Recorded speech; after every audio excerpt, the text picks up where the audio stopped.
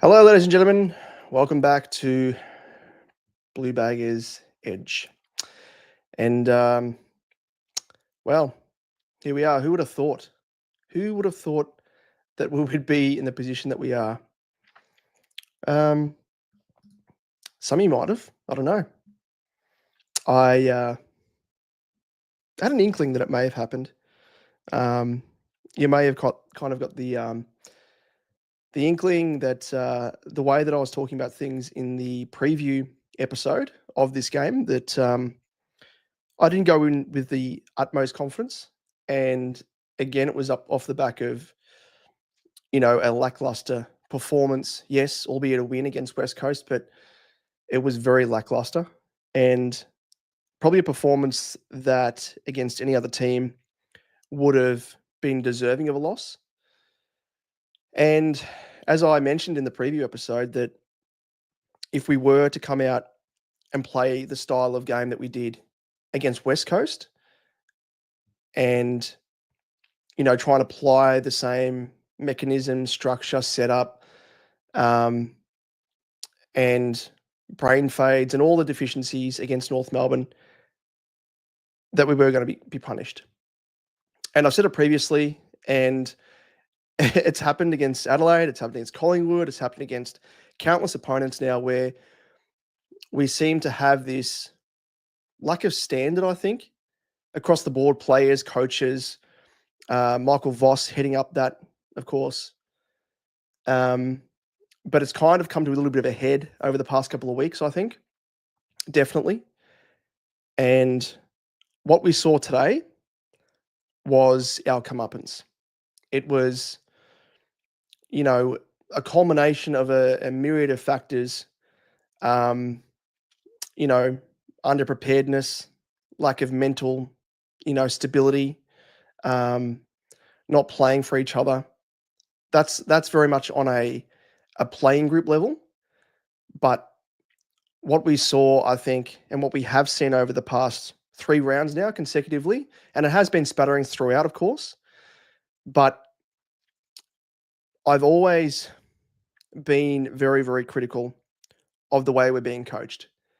And it's come to a head against Essendon. We came out firing in the first quarter, looked like incredible.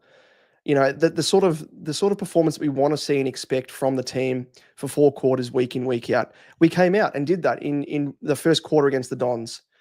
And then all of a sudden, Michael Voss, almost as if like a jockey in the back of a horse, pulling the reins just to, to slow things up, makes the team go defensive, and virtually almost it's akin to heading into the second quarter for the remaining 3 quarters of the game, instructing the players to defend a lead.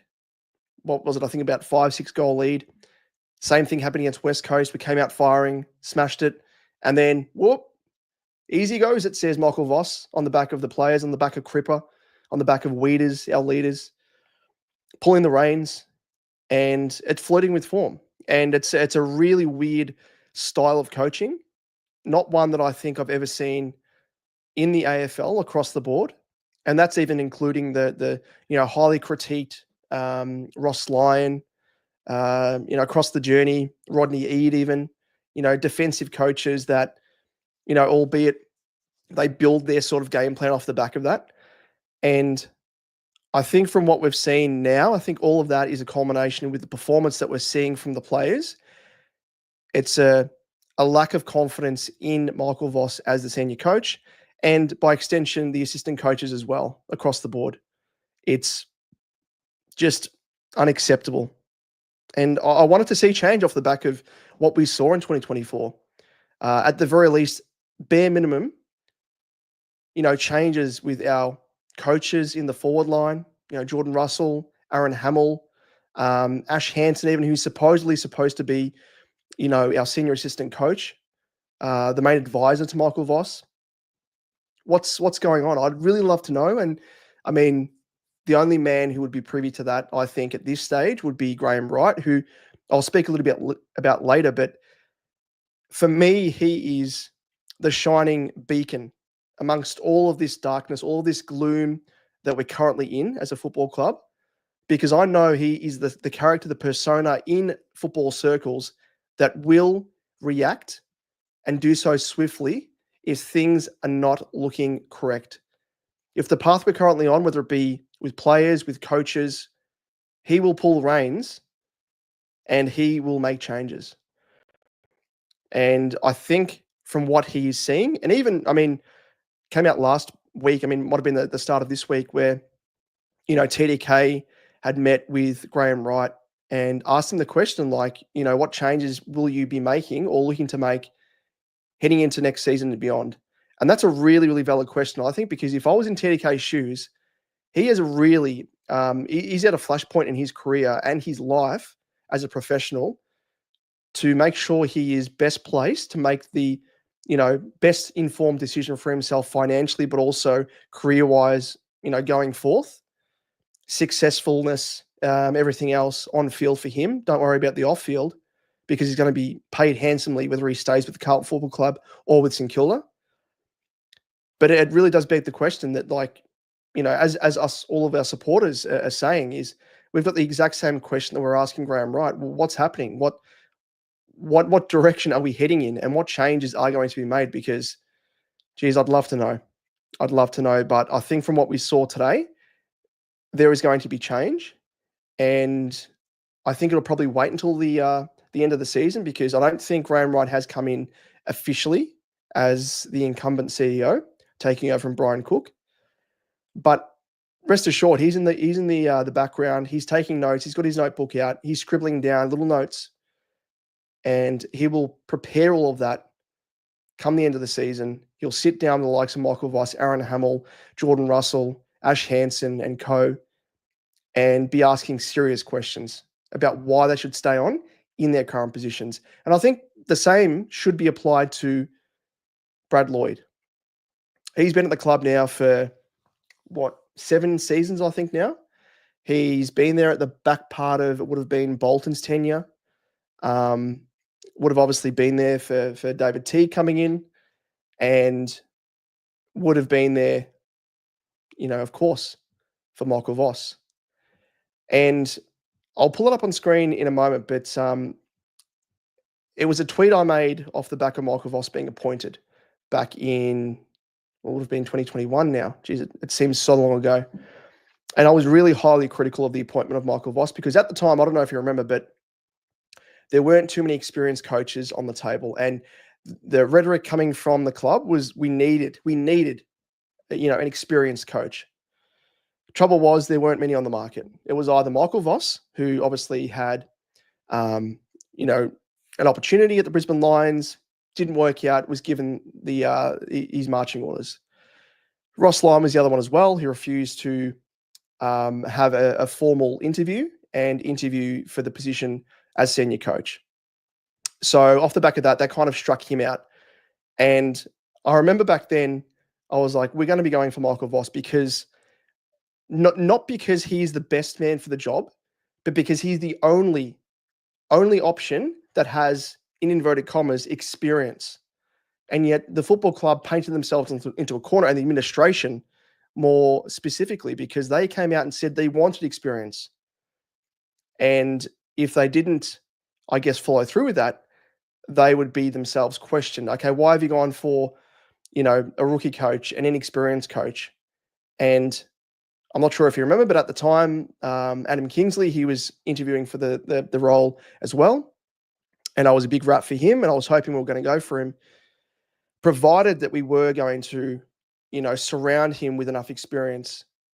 Unlike David Teague and unlike Brendan Bolton, who, as inexperienced coaches, didn't have the support structures around them with a senior assistant coach to lean upon.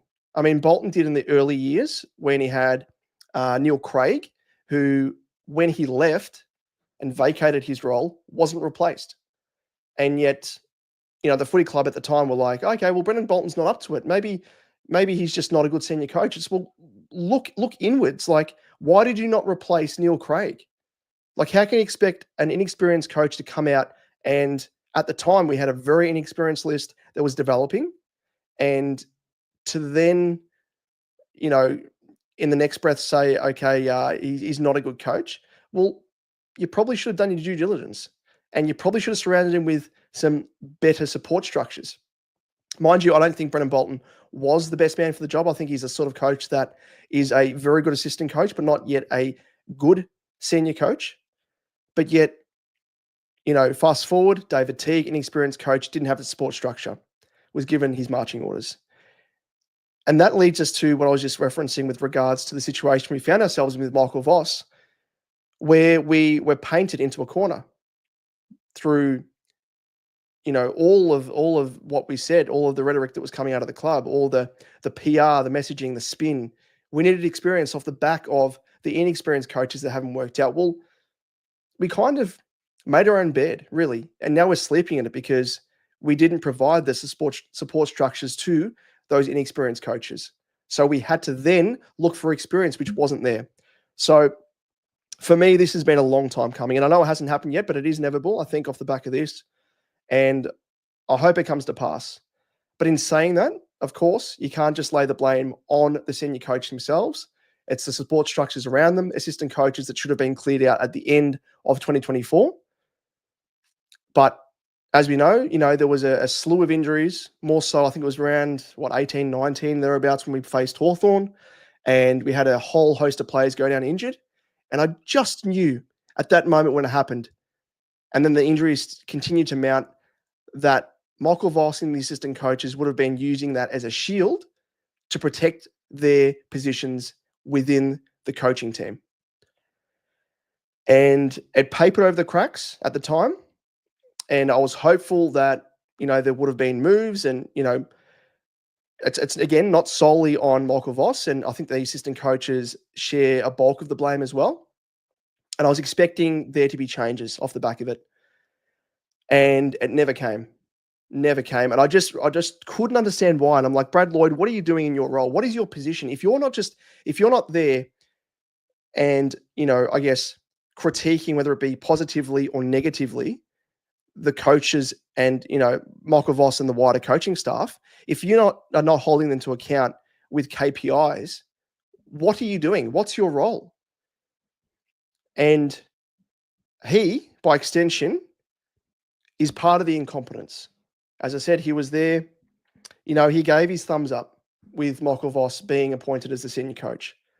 And throughout, and the mediocrity that we've seen throughout, apart from the back part of 2023, that's half a season. We looked really good. We looked spectacular. But that was half a season. Outside of that, we've looked very ordinary. Very, very ordinary. It's just, if Michael Voss goes, there has to be a whole host of changes across the board. And Brad Lloyd is another one. He's definitely one. He has to go.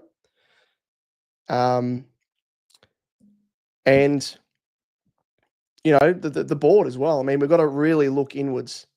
It's all well and good and easy to point fingers at the players, because at the end of the day, I know they're the ones with the footy in their hands, but it's very surface level, I think, to really critique the players and not look beneath the surface. And yeah, before I continue on, I mean, there's some people joining us right now, so thank you for joining us. I want to really allow you to have your say as well, not just tune in and listen to me rant and have a bit of a therapy session, but if you are keen to jump on for a bit of a chat, I will whack the link down below, and we can have a little bit of a discourse over players, coaches, administration, everything else, because end of the day, it's the change needs to come, and it needs to come swift. But I'd love to hear what your thoughts are.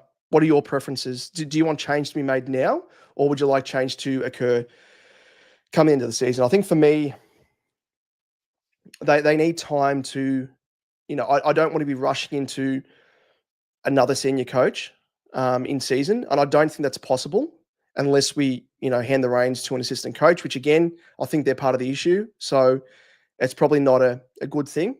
But then again, there's the pros of, if we just say to Voss, look, it's not going to work out. We'll pay you out your final year, shake hands, bid farewell. do we get the ball rolling and allow the players, a breath of fresh air in terms of just mentally just, starting from scratch virtually, playing under a different coach. Whether or not that coach, stays on or not is a different matter. But I just think, personally, I think there's going to be change coming into the season.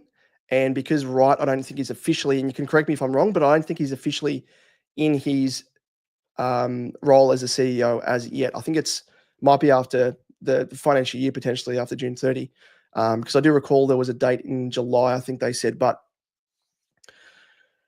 yeah, I think we really need to knuckle down, and it's really annoying as well, because I recall when we were trying to hire post David Teague, and we had a whole, I forget what they called it, but it was virtually like a committee that would get together and do their homework on working out who the best candidate was to come in as the incoming senior coach. And what was all that for, really? All for nothing, obviously. But it's just it really is frustrating. It really is. I'll just wake up on screen now.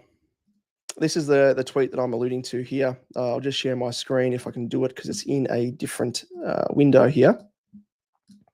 So this is my personal Twitter account. For those who don't follow me, it is at DemoJ88. And before having Bluebaggers Edge, I would quite often tweet about our football club, and much to the grievance of a lot of my followers there, who follow me, of course, for Supercoach and everything else. But now I kind of segregate things a bit. So this was when we appointed Michael Voss, and as you can see there, I said no, nope, nah, nine. Can't wait to look back on this appointment in 1 to 2 years' time and once again say I told you so. A bloke renowned to have shortfalls with player management, and commandeered the Lions into the abyss during his tenure there. This will be on par with Mick Malthouse. Now, granted, I was wrong there, because he's lasted a little bit longer than 1 to 2 years, which is good to see. But a little bit of a discourse here with Jake, a fellow bagger man himself. And as you can see here, I've said there is a reason why Michael Voss was continuously overlooked for senior gigs over the past few seasons. Just reeks of the club settling for anyone with some semblance of, as I was mentioning before, prior experience, good or bad. Not a fan at all. And as you can see here, I would have much preferred someone who is highly rated as an assistant elsewhere, untried, and could have brought something new to the table from a super successful Tigers regime. I was talking about Uze there, Kingsley as well. Surround him with quality assistants and a senior assistant, which is what Teague needed and what I was chatting about just before, and we're set. And last tweet on the matter there, I'm super disappointed in the club having balls this up. Should have persisted with Teague and actually surrounded him with quality assistants. Instead, we sacked him to save face. We went all chips in on Clarko, thinking he wouldn't say no if we waved cash in his face. Just absolutely idiotic. Now, talking about there in context of Teague was, again, just in reference to the fact that we haven't really provided a sound structure to any of our, senior coaches that have lacked experience. And it's really an issue across the board. Let's just quickly go through the game today. I've been putting off for long enough, and should probably jump through it, because I know it's a shit show, but we have to review it. It is what it is. As you can see here, scoreline, we went down by 11 points, 10-13-73 to North Melbourne, 13-6-84. And let's go through the stats as we always do. So disposals, we ended up having 6 more compared to North. And surprise, surprise, every single week we talk about winning the inside 50s and not winning the game and not converting them to, scoring opportunities. So we ended up having 56 inside 50s. 56 inside 50s, which is good. That's great. Not bad. But again, the amount that we converted to scoring opportunities, 23 of the 56. which converts to 41% of our total entries, converting to a scoring shot, and just 17% of those inside 50s were goals. Really just sums us up. It sums us up. Disposal efficiency. I mean, going into the game, we had a lower average for disposal efficiency compared to North Melbourne. And again, we were showing up on the day. 73.9 to 78.2. Efficiency inside 50. We had 8%, almost 8% less than North Melbourne. And they were up from their season average. Hit-outs. Now, we won in the hit-outs. That was one thing that we won. But clearances, again, much like last week, we lost them. Against a bottom four side, we lost them against a side that is arguably one of the worst in the competition in recent seasons in West Coast. And again, we lost it today against North Melbourne, 36 to 38. Yet we won the hit-outs. So we won the centre clearances, 3 in our favour, but stoppage clearances, 5 in their favour. Contested possessions. Now we won them, which is good. That's good to see. Uncontested possessions, we also won. So more ball in our hands, and yet we didn't really do anything with it. Tell the tape. Turnovers. North had 7 more than us. Marks. We smashed it. But much like last week against the Eagles, we also smashed it with marks. But what this reflects is overuse of the footy. Kicking backwards, kicking sideways, maintaining possession. And, for a side, a Carlton side, I think is still ranked 17th or 18th for disposal efficiency. When you request for the players to maintain possession, that's playing with fire. That is playing with fire because obviously it just results in turnovers. Confidence is lowered off the back of that and just compounds, snowballs. Marks inside 50, we had 12 to 10. Contested marks, not bad, 12 to 7. But it flipped. And, I think we were, 2-7 at one stage, I think, in terms of our inaccuracy in front of goal. And we were really flattered by the margin in the end. We really were. Tackles, we won them, which is good to see. Tackles inside 50, 10 to 8. 1% is pretty even. But if you have a look at the timeline, we ended up kicking. So North Melbourne, they were scoreless in the last quarter. And it was at this point here where, and it seems to happen a lot, you'll notice that in games where we've been, and even in 2024, 2023 as well, when we started to turn things around, when we are on the ropes, the game style changes. And the best way to summarize it is that the shackles are off. And it's like Michael Voss is like, all right, go all out attack, use the corridor, which I don't like you using. Take some risks. Don't worry about playing slow, methodical football. Move the ball quickly because time's of the essence. And that's what's happened in the last quarter there when we kicked 5 goals, 5, and got within 11 points. And again, it just highlights how good we can be when we move the footy quickly. When we handball, when we instinctively move the football and not just worry about maintaining possession and switching the play and not moving the football quickly when you're switching it, which kind of defeats the purpose. Kicking down the line, don't worry about that. Go down the corridor. We look really good. It's happened. And it's happened in those games where we've had nothing to lose, when we've been behind by about 5 or so goals. And it's a worrying trend. It really is.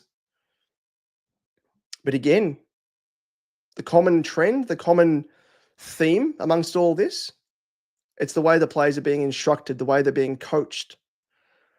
And it's those little snapshots like in quarter 4, those little snapshots that we saw in the first quarter against West Coast, that we saw against Essendon. That's when we're allowed to play with freedom. And I will relish the day when a coach comes in, whoever that may be, and just allows the players to play with freedom, use the corridor, take risks. Look at Collingwood, the way that they play, the way that they move the ball. They are so well drilled. You hate to say it because they're a rival team, but you've really got to respect it. Craig McRae, the best hands down, for me in my eyes anyway, hands down the best coach tactically, the way that he has that relationship, the player-coach relationship, the way that he fosters that, protects players in the media. And it's just that common respect between player and coach, which I don't think is there with Michael Voss. And Craig McRae, jeez, I'd love to have him at the helm. Love to have him. I've spoken about it in the past where, for many of you who don't know, or some of you may know, but I used to work at Collingwood Football Club back in the day in 2015 to 2017, 2018. Before I crossed to Carlton, I was one of the videographers there, filming at the club. And in my very first day at the Collingwood Football Club, when I was on the training track filming the players, the first player to come across and shake my hand and introduce himself was Craig McRae. Not Nathan Buckley, not Anthony Rocker, who was another assistant coach at the time. All incredible, blokes within their own right. But for him, and mind you, he was on the other side of the field, for him to not recognize me before and obviously identify that I was a new face within the club, to come over and make the effort to introduce himself and make me feel at home and feel calm, because I was shitting myself. I'd never worked in a footy club before. I'd never filmed the likes of a Scott Pendlebury, a Steele Sidebottom, all these big names as a nuffy AFL fan, not just a Carlton fan, but to be there, I was quietly shitting myself. For him to come across, shake my hand, introduce himself, ask me a couple of follow-up questions about my background, it made me feel at ease. And it's that sort of character as a person that you really, really love to have at your football club. It really was not a surprise when Fly McRae was given the top job, and I can see why he would have interviewed so well and why Graham Wright would have been smitten. I think it's probably a good word for it. Smitten by Craig McRae, and we see it. The way that Collingwood play tonight, again, methodical. They play for each other. The way that they train as well. I was there before Craig McRae. He was actually there as the VFL coach at the time. But head along. Check out the way that they train at Collingwood. They are the benchmark. And I know we all like to give them shit about the age of their list. You take that out. I mean, you kind of factor it in. It's like, it makes it even more impressive because you should be sort of linking regression in with the way that they, their demographic of their list is at the moment. But McRae's still able to extract the best out of the team. And yet you look at our side and, fairly younger. We have 2 Coleman medalists. We've got a Brownlow medalist. We've got a number 1 draft pick. We've got a player who's been offered millions upon millions of dollars by another team who's, a sort of a new age ruckman, you'll call him, really aerobic, can do a lot of work when he's not in the ruck at ground level in TDK. And on paper, an all-Australian fullback as well. Like the spine that we have as a side, I've said in the past, and some may laugh at it in the context of the way the team's playing. Take that out. You look at the team on paper, and it's Wiedering. I mean, we've always sort of lacked a bit of a centre half back at times, which has kind of been our Achilles heel. But now that's Sauce. We've got Cripps, we've got Walsh, and we're talking about here when the players are at the peak of their powers. Think back to the way we were playing in 2023 in the back half into finals. We've got Charlie Curnow, we've got Harry Mackay. Geez, it is a spine that I think a lot of teams would love to have, but it falls away quickly after that, doesn't it? And that is part of the reason as well why we find ourselves in this bit of a hole from a list perspective. But I think even so, the way that we are playing at the moment, and we're not extracting the I guess the level of talent out of the team, it just goes to show that the coaching isn't up to it either. And there are changes that need to be made. And I think if we make the change, first and foremost, it has to be with the coach. And coaches extend that as well. Because if you're going to sack the senior coach, you have to get rid of his assistants as well, because they're partly to blame. They're there, they make the calls, they coach on, a training as well. They coach the players' specific drills. I've long questioned why we haven't had leading patterns from our forwards. Jordan Russell, what are you doing? Ash Hansen, what are you doing? At training, I just love to see what are you just standing back and being like, all right, guys, just have a kick to kick. Just working your marking, markers up. Like there's no cohesion between the midfield and the forwards.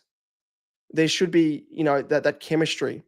And the chemistry that we see with Collingwood. I mean, again, speaking to them, apologies, but they're the benchmark in my eyes. The way that they move the footy, the way that they kick to specific spots, knowing that players are going to be leading to that position. With us, nah, just hack, kick, bomb, all that sort of stuff. Let's get to some comments. Of course, flick them through, and if you are keen to have a jump on, have a bit of a yarn, feel free to do so. I have put the link in the comment section. If you have missed it, let me know, and I'll pop it up again. But if you are since joining us, since I've been going live for the past half an hour, you should be able to scroll up and see. But if not, let me know, and I'll pop it back in the chat. So, g'day, Jim. Thanks for joining us. What a sad day. Yeah, it is very much a sad day. But really, was I the only one that was kind of partly expecting this to happen? I think it was always going to come to a head. It really was. And I was surprised that it actually didn't happen last time we played North Melbourne back in round 6, because it was a bit of a groundhog day in a sense, because we played West Coast into North Melbourne from rounds 5 to 6. And we played poorly against West Coast, where we got the win there, sizable win. And yet we came out firing against North Melbourne in round 6 and got the win by 80-odd points. This time around, again, we played shit against West Coast, got the win. And, yeah, we didn't break out of that funk that we had against West Coast. And they're a slightly better opponent, and they punished us. Just think, the way that we played today, if we were to play against Collingwood, it would have been a 50-plus drubbing. I can guarantee it. And it will be when we play them. I have no doubt. G'day, Jay. How are you, mate? Exactly. That's what Fly set the standards. He really built a culture at the footy club at Collingwood from, you really have to think back as well, which gives it, I think we should give Fly even more kudos off the back of it, because at the time when Graham Wright was there, he was tasked with ripping apart the issues that Collingwood had in terms of that a salary cap issue, and recruiting wise, they were giving away top picks for, players they probably shouldn't have in the past. Treloar being one of those, was on big money. He was one that they had to get rid of in order to ease the squeeze on the salary cap. Brodie Grundy, another one as well. Tom Phillips was another one, and a couple of others as well. But I remember at the time, and I'd been out of the footy club at Collingwood for, I think it would have been maybe 2 seasons since then. I was there when Buckley was going to be given his marching orders, and there was a bit of an emergency board meeting with Eddie Maguire and the others, and they kind of decided to keep Bucks on for another couple of seasons. And they were in a shit show. They'd sacked the senior coach in Buckley, and they'd gotten rid of Brodie Grundy, who arguably was one of the best ruckmen in the game at the time, and Adam Treloar as well, who was an integral part of their engine room. And I thought off the back of that, I was like, and knowing the footy club, knowing the people within it, I was like, that they're in for a fair bit of hurt. There is no way they're going to win a flag within the next 10 years, 5 to 10 years at the very least. And his first move that Graham Wright made, apart from obviously getting rid of Grundy and Treloar, which was just purely based upon salary cap, nothing else, wasn't culture. Stevenson you could probably argue, was maybe a little bit of culture. But the first big move he made was to bring in Craig McRae. And that set the foundation for a change in culture and a change in potentially professionalism. They still had the core group of talent there, Sidebottom, Pendlebury. They knew they already had Josh Dacos. They knew they had Nick Dacos coming through. But really, it set a bit of a foundation there. And we need to do likewise as well. Replace Michael Voss, sweep aside his assistant coaches. I really can't think of any of the assistant coaches that, have any merit to stay on. Amos, he's been there, this is his second stint, I think it is. So Um, it it it it needs to change. And like you said there, Jay, that the coach that we bring in, whether it be experienced, inexperienced, I think we need them to do the same. Um, and Bucks would admit that as well. To his credit, like, Bucks is a really nice bloke. Really nice bloke, and he was the first one to admit that when he first came in as coach of Collingwood, he had them on a very, very tight leash. And even assistant coaches and stuff as well, he freely admitted that he had a bit of control issues. I think he didn't have the confidence to hand over, and delegate to his assistant coaches. And then he kind of worked out over time that he needed to do that, and he can't just do everything himself. And he actually, grew as a senior coach, I think, and probably just didn't get the best out of the team. It happens. Velo, how are you, mates? RIP CFC. The way Young, O'Farrell, and Campo Wilson played today, they must play next week. Yes, I all heard they played very, very well. Love to see Young. I'd love to see him in the team. Show what he can do. Farrell, I think O'Farrell can really do some incredible stuff. Good old Hazza. Campo, I'd love to see him at senior level. Give him a crack. And Wilson as well. We've heard so much about him, albeit he hasn't been super dominant in the VFL, but he has shown some signs. And Harry Lemmy, why didn't he play? I don't know, really. If Voss was to go, who do we go after? Experienced coach or someone like Hodge? Well, you could argue for both, I think. Like, in terms of experienced coaches available at the moment, I do think that John Longmire, I think he's definitely the sort of coach that I think has the real tactical nous and the chops to win a flag. I mean, he took Sydney to what, two grand finals. Wasn't able to get the job done.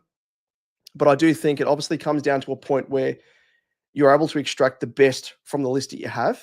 And I think from what we're seeing at the moment with Sydney under Cox, it probably reflects better upon Horse in the fact that he was able to extract as much as he could out of the current Sydney list compared to what Cox is doing at the moment. So I do really rate Horse as a really nice coach. So for me, in my eyes, I'd love to go for him first and foremost. Adam Simpson, I also really rate as a coach. Obviously won a flag in 2018 against the Pies and did what he could with West Coast list. And I think he was kind of, the latter part of his coaching tenure at West Coast, it was tarnished because of the fact that West Coast list, just the bottom fell out of it. The amount of retirees they had, Shannon Hearn, Josh Kennedy, so on and so forth, like so many integral parts of their team ended up vacating, and they went from contenders down to it was inevitable. It was going to happen. The age of their list, the profile. Similar thing will probably happen with Collingwood at one stage, but if they won a flag this year, you could probably say it was your right move to make. But the same thing will probably happen. But I think Simpson, with his coaching ability and his ability to win a flag with the list he did, I think he's a really good coach as well. Outside of that, I don't know if I'd rate anyone else. In terms of those untried coaches, it could be a Hodge if he wants to, but I think you kind of need to be an assistant coach and within the assistant coaching fold to be, in my eyes anyway, be eligible. That's probably not the best word to use, but I think that you need to have coaching chops about you and within, a footy club to make the next step because he's obviously in the media at the moment. But yeah, if he wants to turn to coaching, yeah, potentially, maybe. Who else is there? Yeah, there's probably John Syracuse is probably another guy that has been around the traps for a fair while as assistant coach across a variety of clubs. I think he was at Essendon for a fair while. I think now he might be back with the Bulldogs if memory serves. But he's done a fair bit of apprenticeship, much like a Kingsley who had done his apprenticeship for a fair number of years. And now I think what we're seeing with his ability at the Giants is actually pretty good. But I think they've just got some issues with regards to consistency and everything else. But I do rate him as a coach.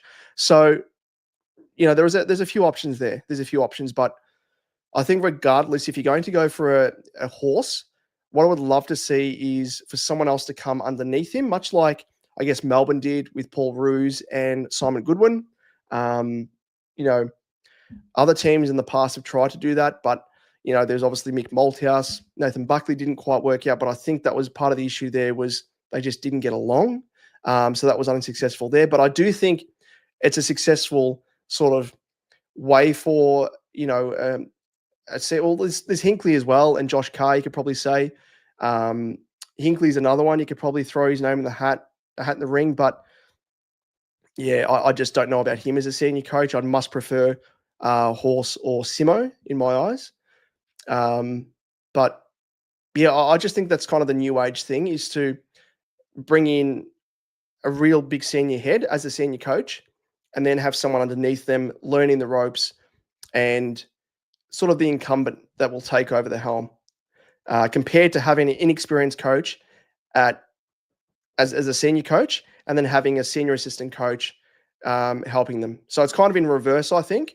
And it's kind of a new way to do things, I think. And I think it's probably a smart way to do things, but we'll just have to wait and see. Jay, I would try to get Jimmy Bartell on the board. Now, I have heard whispers that that may have been a thing a little while ago, but don't know if that's got any substance to it now. Out with Diesel and bring in Blake Carosella as yeah, he's the other one I've forgotten about. He's been around the traps for many a moon. But yeah, it's yeah, I think you're right. Like, there needs to be change at board level as well. That's really a big thing that goes untouched. Lemmy was beaten today by the Dawson brother. Well, there you go. Interesting. Yeah, I think there is still a fair bit of development to come with Lemmy and the like. Like, yes, he's shown really good signs, but consistency is probably not going to be there as yet. He's quite raw. As we know, the key position players, they take a little bit longer to develop. I like both Simo and Horse as well.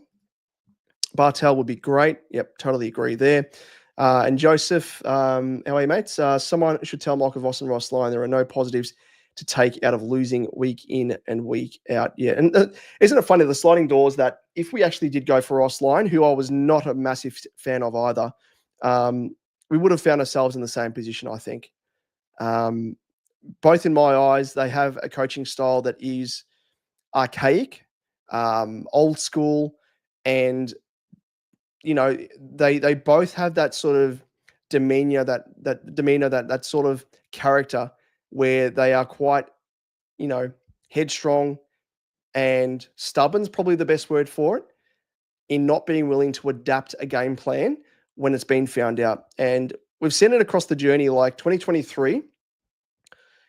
The flashpoint there was in the back part of the year where Michael Voss's coaching role was under the pump. And it was then and only then that he was like, you know what, we're going to change things. We're going to use the corridor more. We're going to use the ball quicker. And we're not going to maintain possession like, what I have been doing in the early part of 2023.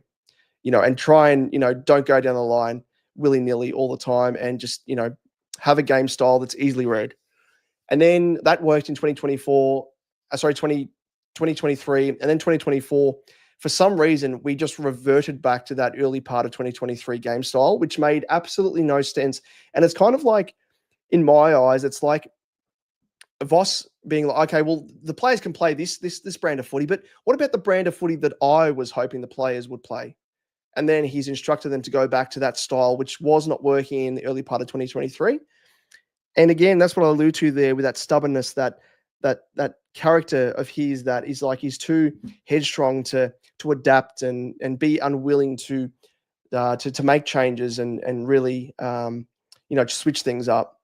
Which, if you're unwilling to do, you're not built to be a senior coach. You need to adapt, especially on game day when you're being found out by the opposition coach. And we've seen countless times where Voss and the assistant coaches have no answer. And Ross Lyon as well, a lot of his game style is built off defense.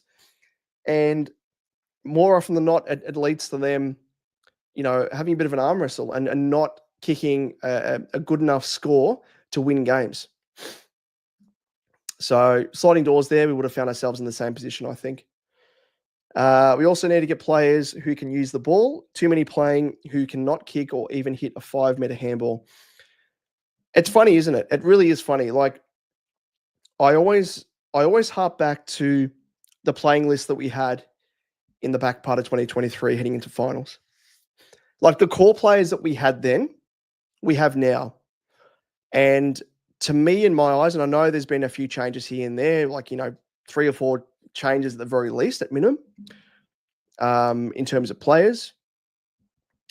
But with the core remaining by and large the same, as the saying goes, you don't lose your skill set and your talent overnight. You don't even lose it in the space of a season or two. So to see these same players that were looking unstoppable during that final series to then being unable to, execute the basics, in my eyes, says it's probably more due to the fact that there's a lack of motivation, a lack of confidence, which a lot of that stems from the way that we are being played. The requirements that Michael Voss is instilling in the players, maintaining the footy. And because from the outset, we've had issues with executing passes, you think about it psychologically. If you were in their shoes, say if you were picking a name out of a hat, say if you were Paddy Cripps, right? Which is a prestigious name to pick. But if you were Paddy Cripps, and he has uncharacteristic errors as well, mind you. But if you were hitting up passes that, pinpoint passes, wedge between opponents back in 2023, and now you're trying to make the same pass and you're now missing it, I think it's kind of compounding psychologically that, and it's happened over time. It's not just the course of, a loss here or a loss there. I think it's a case of the requirement, expectation to hit passes consecutively, week in, week out, which I know should be a common thing, which should be bread and butter for most players. But I think with the way that the players are the mindset they find themselves in at the moment is they're kind of snowballing, that they're doubting themselves. They're doubting their talent, which we never would have thought. Like we were riding high. We were really playing off talent and instinct back in 2023 in the late part there. We weren't playing off game style really largely. We were just playing off run and gun, knowing that players were in certain positions, very similar to the way that Collingwood are playing at the moment. But it was just almost, instinctual. But I think off the back of what's happened in recent seasons and some really sizable losses, and I think the way that we played in the elimination final, we really compounded things, I think. Psychologically, we were a team that I think is the most shot psychologically I've ever seen on a footy field, let alone a Carlton team.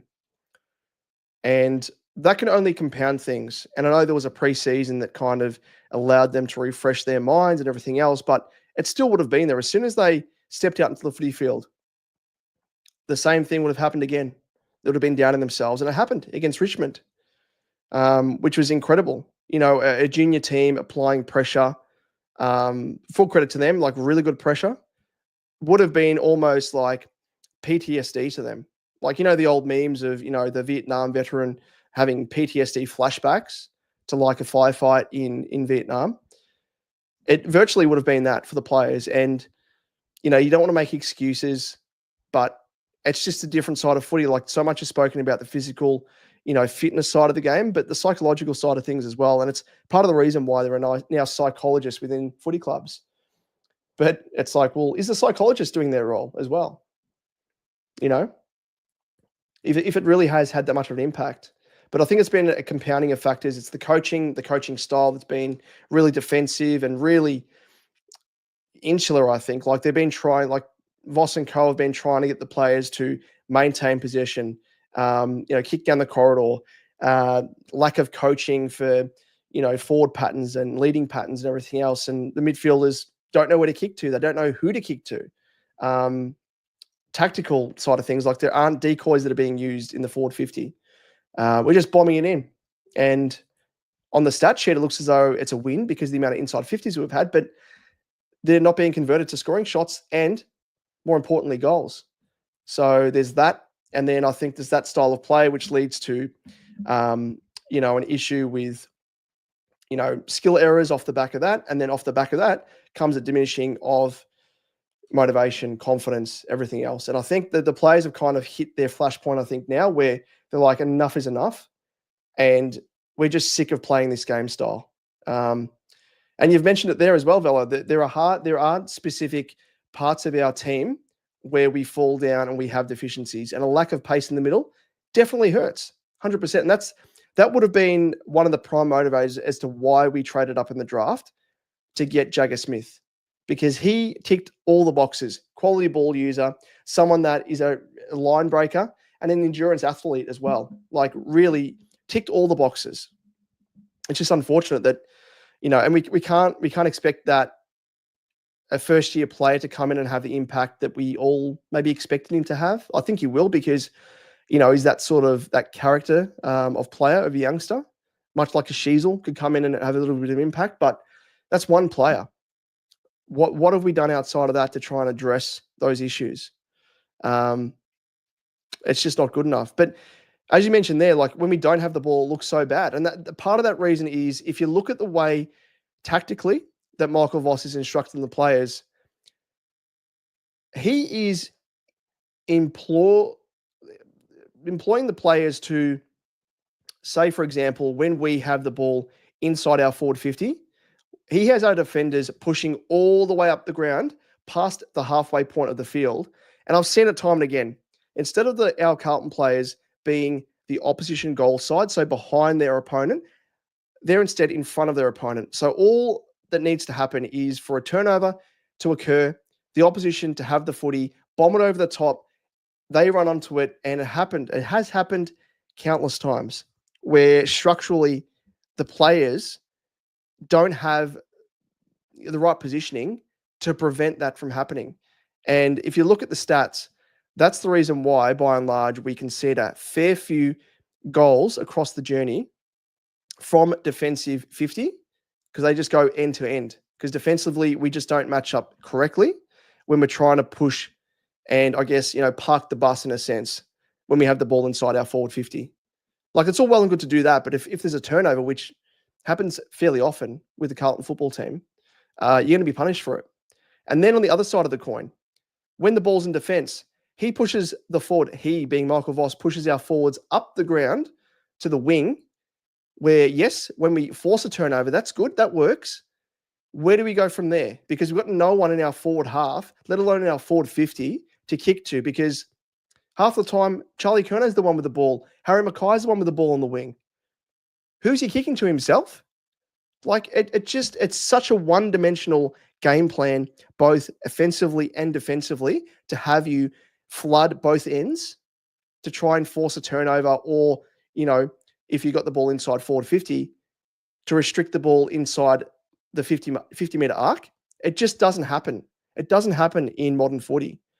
And I have yet to see an alternate, plan B to counter that, or, for Voss to use. And again, what we saw in quarter 4 was, by and large, the players being instructed, you know what? Do what you want to do, type thing. Like, just use the corridor, balls to the wall, helter-skelter, quick ball movement, use the corridor, so on and so forth. Hope Smith comes back in 2026 firing. We really need to get both Dean and Walker. Well, I think Cody's going to be playing for us, which is good. Dean as well. We just really need to make sure that we have enough draft capital, points-wise. Just going to be tough with no draft picks to match bids. Yeah, I think if TDK leaves, that's going to help us. And wouldn't surprise me if, say we finish, if we finish, say, 4th last, for example, it would be a top 4 pick. Then you'd get a pick after that. So it'd be pick 5. We don't have, obviously a first round pick, because we traded it in order to bundle things up and get Jagger Smith in our hands, which is, it's fine. It is what it is. But I think it wouldn't surprise me if we were to get that compensation pick from TDK, and we would use it in order to get draft capital for next season. I think the guys that we drafted in the draft just gone, like Harry O'Farrell, really good defender, underrated, and I think we got a bit of a bargain there. The Campro brothers, from what we saw from limited exposure with Lucas, he looks really good. Again, these are two blokes with leg speed that I don't know why aren't in the team. I mean, Ben was injured earlier in the season, but Lucas, he looked really good. And then, when the whips were cracking, when we weren't winning games, what does Voss do? Of course, sacrificial lamb, the first-year player and Lucas Camporelli. Don't worry about the fact that he has assets that were required, leg speed, everything else. Nah, don't worry about that. Frustrating. But I have no worries in the fact that we'll be able to match bids. It happens every season with teams having academy players and father sons and stuff. So at least we have that to look forward to. And I think the lack of first round draft pick for this season is offset by the fact that we will have Cody Walker and Peter Dean's son as well. So I'm not too phased with that. Charlie needs to use his agility more and stop trying to out-muscle defenders. He is so good on the lead. 100%. And again, it goes back to questions that I've posed in the past countless times. Why are we having Charlie as our focal point, as, the man that's going to out-muscle his opponent and mark the footy? That should be the role of Harry. Harry is being pushed up the ground way too far.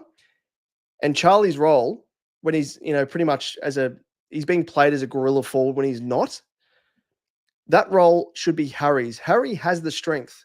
His overhead marking is second to none, probably one of the better marks in our team. Charlie, meanwhile, has that agility to him, can really burn off his opponent, have him push up to the wing.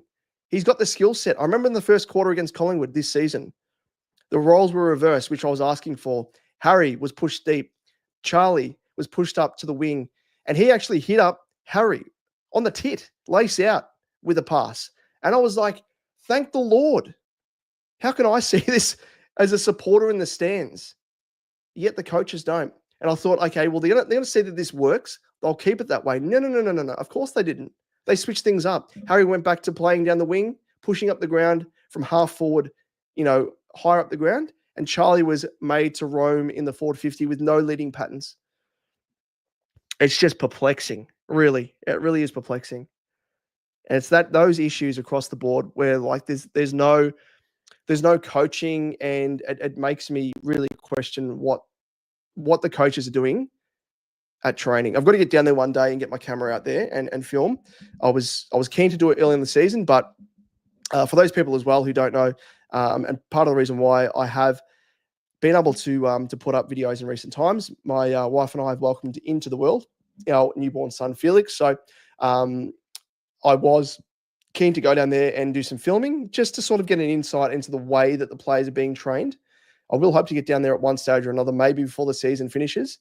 We'll see how we go in terms of open training. I don't know if the club is going to be willing to do it, but I'll get down there with my camera and just pinpoint, pick off ISO shots of specific players and coaches and, the forwards, see what they're doing, see the way they're being coached.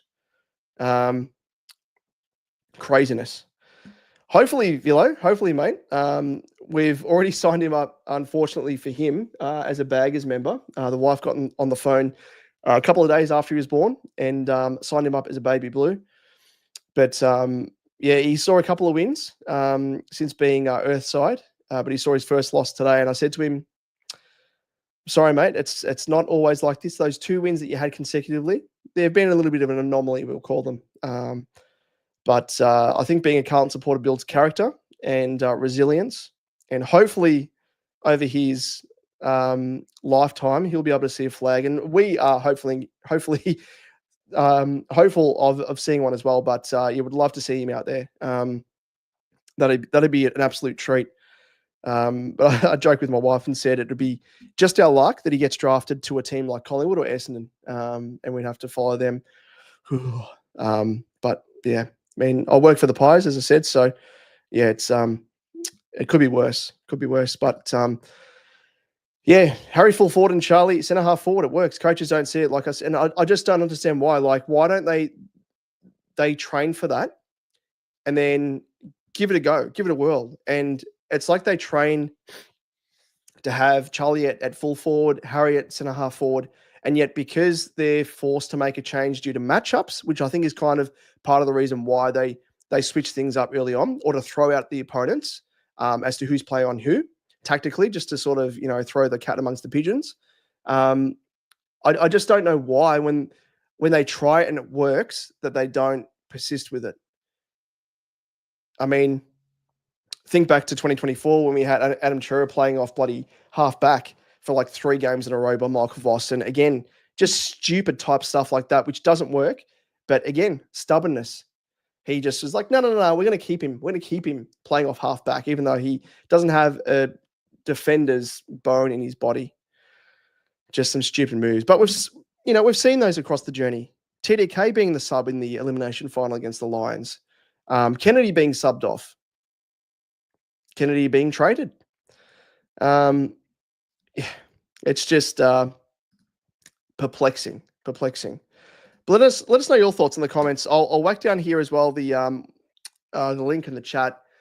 I am conscious we have 16 people tuning in, so thank you to all of you tuning in. If you want to jump on for a chat, feel free.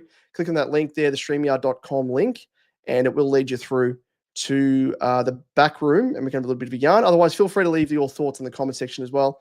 I will whack them up on screen as I have been doing. Let's have a look whilst we are just here at my favorite stats website, Willow Ratings, just to go through the stats side of things from today's game a little bit deeper. Because you want to really analyze things. Now, as I spoke about it in the preview, I spoke about last time we played North Melbourne, we really outplayed them in terms of stoppage and turnover. Now, if you have a look here at the score sources from today's game, they smashed us in the stoppages. They kicked 44 points from stoppages and 39 points via turnover. Now, if we compare this to, I might open up another tab here so we can compare the pair. So round 6, last time we played them, have a look at this differential. Where are we? North Melbourne, Carlton. Have a look at this. We kicked double their score via stoppage and over double their score via turnover. This time around, well, they more than doubled. They more than tripled the amount of scoring shots they had via stoppage compared to us. And they had 6 goals via turnover, 2 less than us. And I speak about this now and spoke about it in the preview because what I wanted to highlight here was North Melbourne were conceding bulk points via the avenue of stoppage. Or is it stoppage? Now, they're ranked 3rd. They were actually last from memory in terms of scores conceded via stoppage. Now they're 3rd last off the back of today's game, so good luck to them. But 3rd worst in the competition. Us, meanwhile, we consider the least via stoppages. Now we're the 3rd least amount of scores via stoppages. Look at this discrepancy here. We are the 3rd best team restricting scores via stoppages. They are the 3rd worst team conceding goals via stoppages. And yet, have a look at that. How does that work out? What were the coaches doing? It really should have been an area of the ground that we really dominated in. Stoppages. And turnover is another one as well. Turnover is another one. Now, they're currently ranked, well, they were, I think, 3rd worst. They conceded the 3rd most via stoppages. Now they've drifted back to 5th off the back of today's game. But it's like the stats laid bare there. They're the areas of North Melbourne's game plan that should have been picked apart. Terrible. Kennedy asked for trade after being subbed, and I 100% do not blame him at all either. And what pisses me off even more today as well was when we have guys of the younger caliber performing and playing well, and Voss has to sub them. He did it with Carroll. He's done it with Dow. I know when he started to like turn things around. And now he's doing it with Cooper Lord, Cooper Lord I'm a massive rap for. I think he's probably one of our beacons of hope and light, especially in our engine room. Really smart footballer, can use the ball quite well, but he gets subbed. Piss off, really, honestly. Really annoys me. Thoughts on Pito and TDK today? Why were they starting throw-in so far back? Was it because they didn't want Cherry behind them? If so, head-out clearance is bad. I'm not too sure, mate. I don't know. I can remember actually the game. What was it? I think it was the Essendon game. I don't know if it was the boundary, umpires weren't able to throw the ball in far enough, but like they were like positioned at least a good 5-10 meters back from where the ball actually landed. So I don't know what the go is there tactically, but I don't know. Potentially, but Cherry's really good. He's a very strong ruckman in terms of at ground level. And as we know, if he doesn't get his hands on the footy, he is a tackling beast. Tackles the most of any ruckman in the competition. So I don't know. I don't know what the go was there. But I mean, if you're winning hitouts, in theory, you should be winning clearances as well. So, it wasn't just today.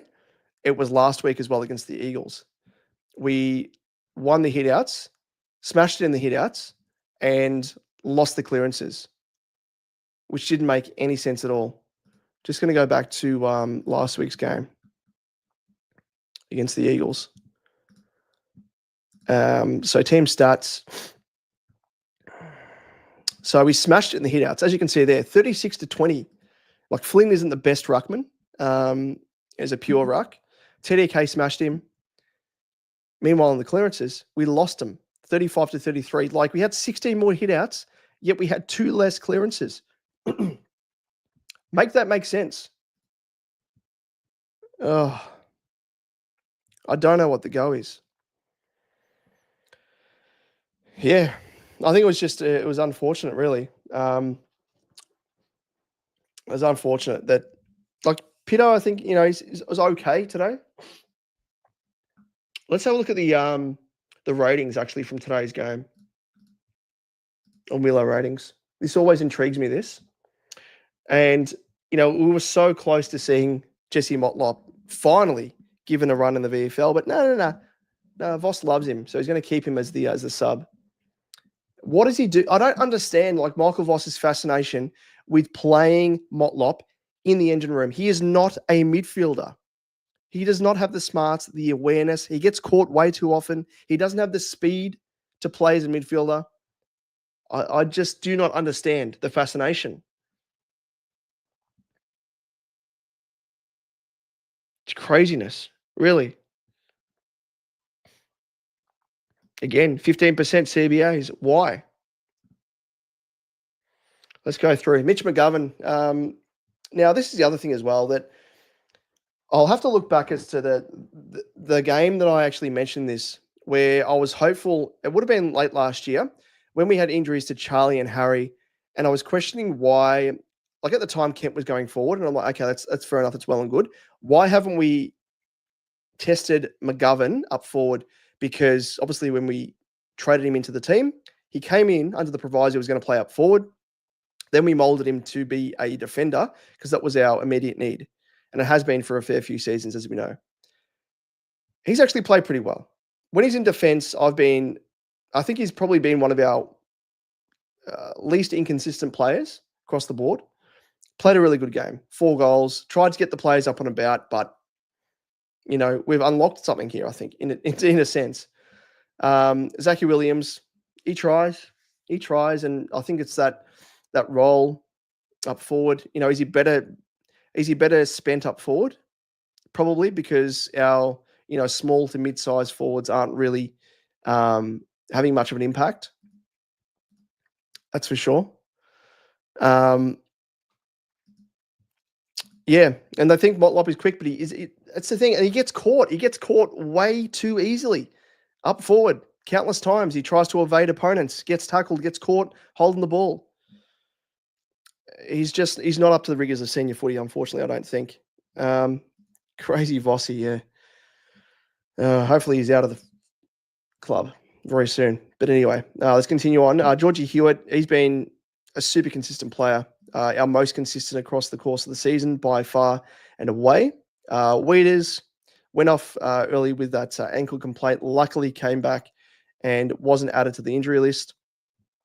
Orazio seems to be playing more as that, traditional, I think, small forward, which is what he should have been played at last season. And again, stubborn Vossi.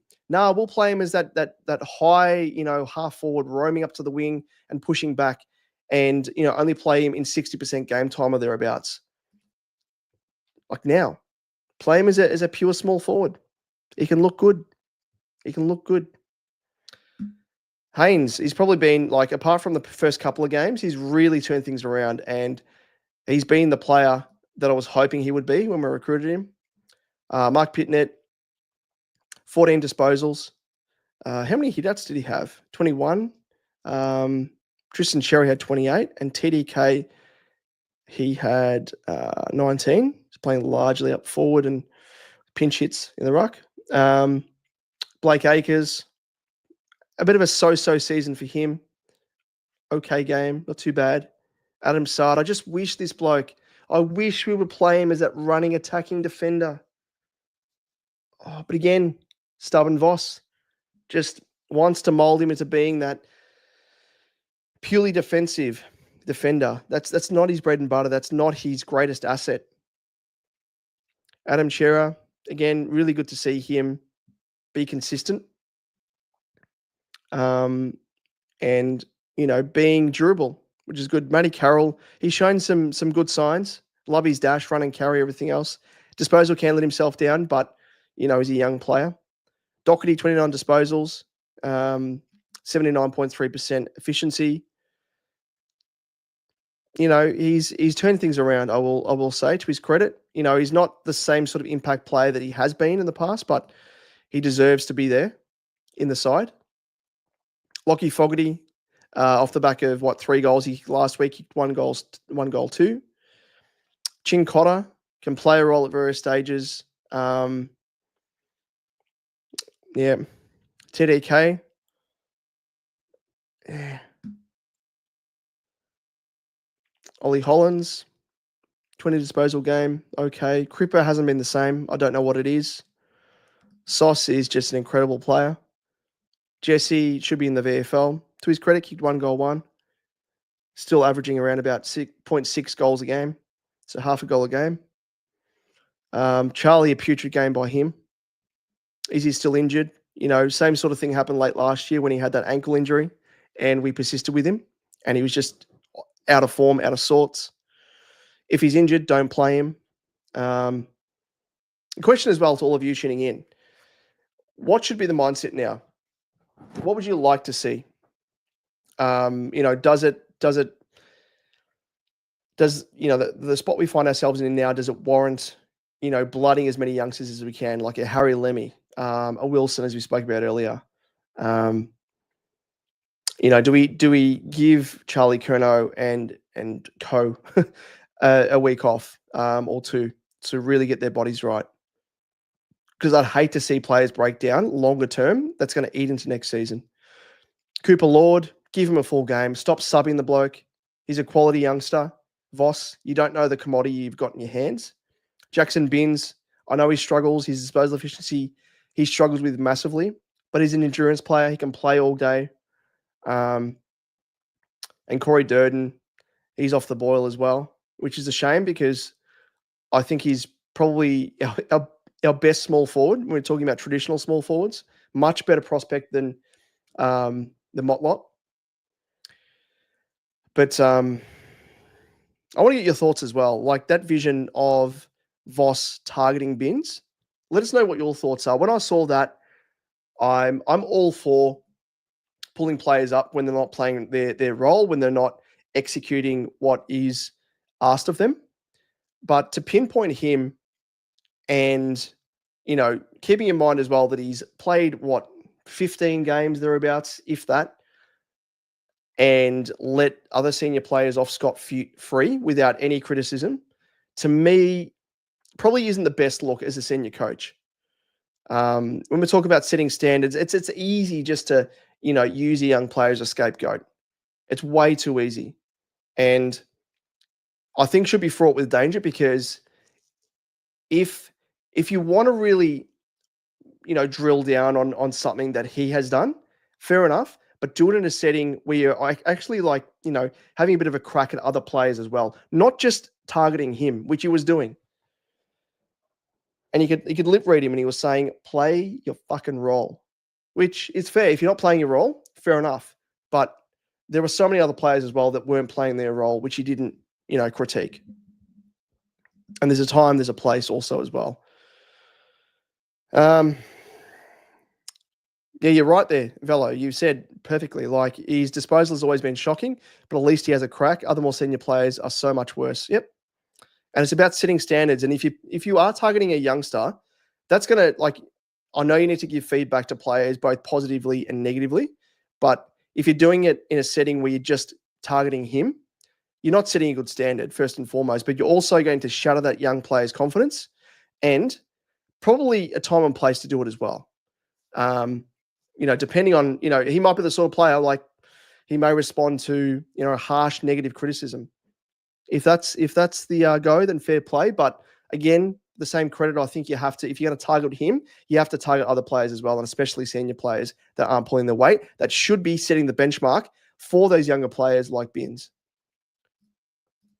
G'day, Corey. Interested to know what each player thinks their best attributes are to the team, and see how misaligned they are with the way they're being played. Corey, that is an incredible call by you. An incredible call. In fact, you know what? I might screenshot that, and I'll tweet that out, because that's such a, we look at the player coach dynamic, and I reckon we can all say with confidence that the dynamic between Michael Voss and the players would be not a dictatorship, but it would be virtually authoritarian, in the sense that whatever Voss says goes, instead of trying to get constructive feedback, back and forth, that discourse, which I know for a fact that Craig McRae loves to have with players. He likes to have feedback back and forth. And you'd love to have players being like, all right, well, I think what I can bring to the table, the deficiencies that we have as a team here in terms of run and carry, in terms of speed, attack off the halfback, Adam Saad, 100%. Why aren't we playing him in that role when we are lacking those attributes? It's just, it begs the question that really, and goes back to that point we were chatting about, where coaches and Michael Voss isn't getting the best out of players, because he probably doesn't know what the best attributes are. He probably should know as a senior coach, but with the way that he's trying to, construct this game plan, he's trying to put virtually a square peg in a round hole, so to speak. Like, he's trying to play Adam Saad as a lockdown defender, instead of playing him, off the back of the positive aspects and attributes that he has, which he can further give to the team, instead of just being like, he has played some really nice games against opposition forwards. Like, Charlie Cameron's been one of those. He's done a number on, who would it have been? I forget who it was. Sydney, name escapes me. He's out injured at the moment. Who he was keen to come to us a couple of seasons back. He's done a number on him as well. But we all know Adam Saad, the way that he plays. Even, I don't know if you watched that unfiltered chat with Hamish McLaughlin. He was chatting about himself, like, what he brings to the table is his run carry, his unpredictability as a player as well. He can be such a great user of the footy, but also can be such a good, run and carry player, and just bombing it long into space. Papley, there we go, Papley. He's back in the team. So yeah, it makes you wonder, and a really good point there, Corey, by you. Really love that. And I doubt that Voss and the coaching staff would do that, because that needs to happen, I think, because it's evident that he doesn't know the best way to get, the best out of players. He's just trying to, again, squeeze them into this mold, into this game plan that he has concocted up that he thinks is going to work and should work, because such as his stubbornness as a coach, he thinks that it should work. But is it working? No. Has he adapted? No. So, what's next? If you're not adapting, you're going. Jay, what's going on with Boyd? Yeah, I don't know. Like Boyd, he played did he play a full season a couple of years back where he looked really good? Had some injury issues last season, and now he's just fallen off the cliff. One of our better users of the footy, off halfback. And if we're not playing Boyd off the, from what he can bring to the table, we're just chatting about attributes. Does that then force us to play Sard in that role? I don't know. Like you can't ask Sard to play a defensive role and an attacking role at the same time, which is kind of what Boyd would bring to the table. I don't know. It appears they are being spoken to, not spoken. Yeah, and I think that a lot of that coaching and player dynamic is what builds chemistry and builds culture within a football team, and probably speaks to why I think, again, Michael Voss isn't the best person to have as a senior coach. And the attributes that Craig McRae, I'm sorry to mention him again, he's a Collingwood bound, I know that, but he, off the back of that, has so flawlessly created this incredible culture at Collingwood off the back of that, and being not a dictator, not authoritarian, but being democratic is probably the best way to say it. Like, allowing discourse back and forth, but at the end of the day, he's a senior coach, so what he says goes. But it builds respect, and with that respect should come confidence in the players, confidence from the players to the coach and coaches, and confidence and respect between the team and the teammates themselves. So culture is a massive thing, and I think this is probably something that's been glossed over, and probably not just within the playing group themselves, but extending outwards into the footy department, into the administration, head of football, everything else. There needs to be a clean out, and what helps foster and bring about a better culture, I think is definitely integral to going forward from here. G'day, Josh. How are you, mate? Hope you're well. It makes you wonder that, and it's kind of like, does Voss have something against Cooper Lord as well?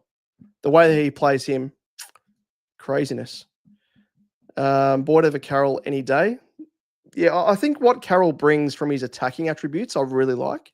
But yeah, he kind of, being such a young player, it's probably hard to assess him in context of Boyd. He's been around the traps a little bit longer, so you could probably expect and have higher expectations for Boyd compared to Carroll, as he's virtually like a first-year player. He's a rookie out injured for most of last year. But yeah, you could probably say that Boyd offers a fair bit more, at the peak of their powers. As you've said there, yep, exactly. He's one that can kick and not being used. Seems like Boyd is on the outer. Funny that he's contracted for next year as well. I love when you do these live. Thanks, Josh. Apologies, mate. We haven't had one for a little while, but as I mentioned earlier, been busy in my personal life. The wife and I have welcomed in our firstborn son, Felix, into the world, which has been great because it's distracted me from the shitness of Carlton.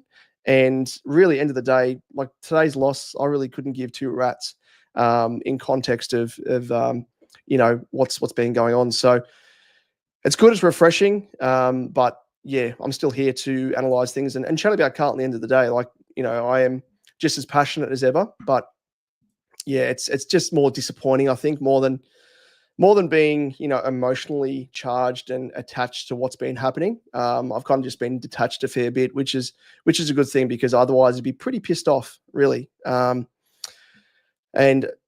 thank you, mates. Thank you, Corey. It really is nothing better. It's one of the best feelings I've had, and yeah, he's doing quite well. He was premature, so he's currently at the women's in the neonatal intensive care at the moment, but he's kicking goals and doing some really awesome things. And yeah, he's growing every day and progressing and everything else. So yeah, it kind of puts things into context when it comes to footy and, supporting a team like Carlton, where it's, it's such a heartache of a team to support year in, year out. But, end of the day, it's kind of like, yeah, it's insignificant really. But, we'd just love to have more so for him now. I think I'm kind of like thinking of, when he grows up, he's going to come to the footy with my wife and I. We're both passionate baggers, supporters, and my father-in-law as well.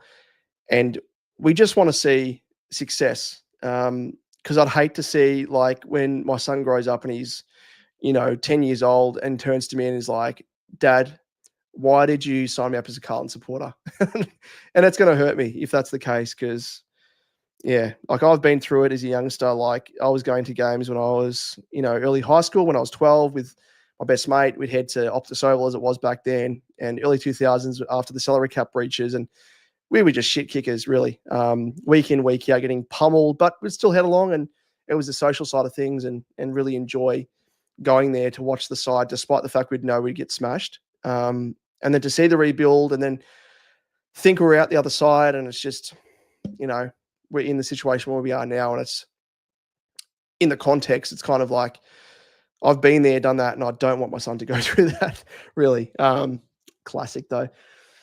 But anyway, let's move on back to other comments. So, Matty Kennedy, he's having an incredible year, and really kicking dirt back in the faces of Michael Voss and the recruiting team and everyone else that pushed him out of the team for virtually a packet of chips and a drop pie. It's frustrating because he was probably one of our more consistent players. He was like a Swiss Army knife last year for us, Keno.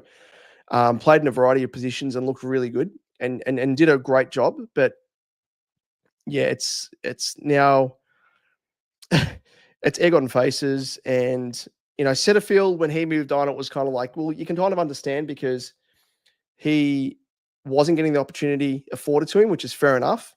But with Keno, he was kind of playing a role for us across the board. And I think you look at things now, and for Michael Voss and co to be like, well, Keno, we don't really have a position for you in the engine room. And you look at the way that we're performing, and it's like, yeah, I think there would be, mate. I'm pretty sure there would be. Like if you're having to sub and you're not having confidence in that next tier of play coming through, which is Cooper Lord, then what are you doing, really? What were your intentions end of the day? Like to get rid of him, to get rid of Jack Carroll as sort of that depth player in that in and under area. It's shit house. But it really gives me a grin to see him play well, because it does, stick a middle finger up at Voss and Co and being like, pull your head in. You've made a mistake. Velo Boyd played 19 games last year. Yep. He for one can kick brilliantly most of the time. Yeah, 100%. 100%. Got to see Jack Martin play yesterday, and Zach Fisher came on as a sub and have an impact. I mean, Fish we were over. So I really agreed with us moving him on. He was kind of he was a tier below, and his decision making was not the best. He get caught way too often, very much like Motlop at the moment. And Jack Martin, whilst talented, just doesn't have a body for senior footy, I don't think. And he'll break down. He's played 3 consecutive games now, which is probably a bit of a record for him in recent seasons, but wouldn't surprise me if he goes down injured in the next game. Best of luck to him, though. Velo plays side with his pace, as isn't a kicker. Then we have Boyd or Wilson as lockdown defenders. Boyd has proved he can do the job. Yep, exactly. Exactly, mate. It seems so simple to us, doesn't it? Josh, I'm 20. My dad signed me up as a Carlton supporter the day I was born in 2005. There you go, mate. Very similar to my wife and I signing up Felix. Yeah. It'll turn, mate. It'll turn. The wheel will turn at some stage. As to when, who knows? Yeah, Setters, he battles still, I think. Kennedy would be getting CBAs before a Motlop. The fact that we're giving Motlop CBAs just speaks to how shit our depth is. And I don't know why or what position we're trying to hope to play Motlop in the engine room. He's not an in-arm midfielder. He's not an outside midfielder. He doesn't have the pace for it. Just stop it. It's just such a dumb move. To get rid of. I think Dow is very unlucky that he's had some injury issues, but was kind of at that stage where he was taking the next step. But similar to, I guess, Binns, is his disposal and decision making would let himself down a fair bit. It could have been potentially halfback flanker. I think when he has been given that time and space to use the footy, he can be a good distributor. Fish, and could have been used as that option. We get rid of Kennedy, but keep Akers. Oh, I don't mind Akers. I mean, Akers has his knockers, and he's, always struggle with an ability to have consistency in his game, especially with his disposal. As we know, he's very like superstar, or he's like a shit kicker. You can have those performances, but you take the good with the bad, because the good is really good. But I don't think we needed to get rid of Kennedy, really. We could have carved out a position for him, which is frustrating. Zach William will give him CBAs today and looked 100%. At least he has pace is what we're lacking in the midfield. So why not put a player in there with pace? And again, I'd love to see Camporelli brothers come in. Ben, if he can be given a debut next week, that would be incredible. Like, we need players with pace. I know you've seen him play halfback flanker. Fisher racks it up. Yeah, he does for Supercoach wise as well. But yeah, from a footballing ability, I think when he's given time and space, he can actually use the footy quite well, and does have a bit of speed about him to push up the ground like a Caleb Daniel. So yeah, we were playing him in that position in the latter half of his last season with us, as we know, and looked pretty good, and probably drove up his trade value a little bit. Speaking of Fish, did we hear Snapper's rant on Thread Ubby? Yes, actually. Let me see if I can find it. And see if I can play it. I don't know if the audio plays through this, but I might see if I can find it. I think it was on Twitter. If anyone has the link, or the tweet link, put it down below in the comment section, and I'll whack it up and see if we can play it. But it was all time, and it was spot on. It was spot on. Very similar to me being a doubter of Michael Voss when we brought him on as senior coach. Williams in the midfield, he just doesn't position himself right yet. That's the thing. When you're not a true midfielder, and if you're not played in that position regularly enough, I think you'll find yourself out of position. But I think he was just thrown in there for his leg speed, which I don't mind. As I said, like, under pressure, Fish is not a good footballer. Turns it over very, very often, and doesn't have the decision making to really carve out a position unless he's off halfback. How was LDU? I really rate. Really, he's a really good player, an incredible player. Look at those stats there. Yeah, 30 disposals, 76.7 disposal efficiency, 341 meters gained, 4 inside 50s, 16 contested possessions, 12 ground ball gets, kicked it behind, intercept mark, 7 clearances, and the best rated player on the ground. And 20 pressure acts as well, which is really good. We'll be up there in the top bit for North Melbourne. I think the top 3 or 4. So, yeah, good player, really good player. No, that link isn't showing up, Velo, but I might see if I can source it quickly on Twitter. I think it was on Twitter. It might have been Instagram. Let me see if I can find it. If I just type in Snapper, 3AW. Oh, here we go. Oh, here we go. I found it. Now, let me know if you can hear this, because I don't know if you can. All right, I'll play it and see if it plays. Good afternoon, Snapper. Yeah, good afternoon, guys. Lee, you spoke like a true Voss supporter.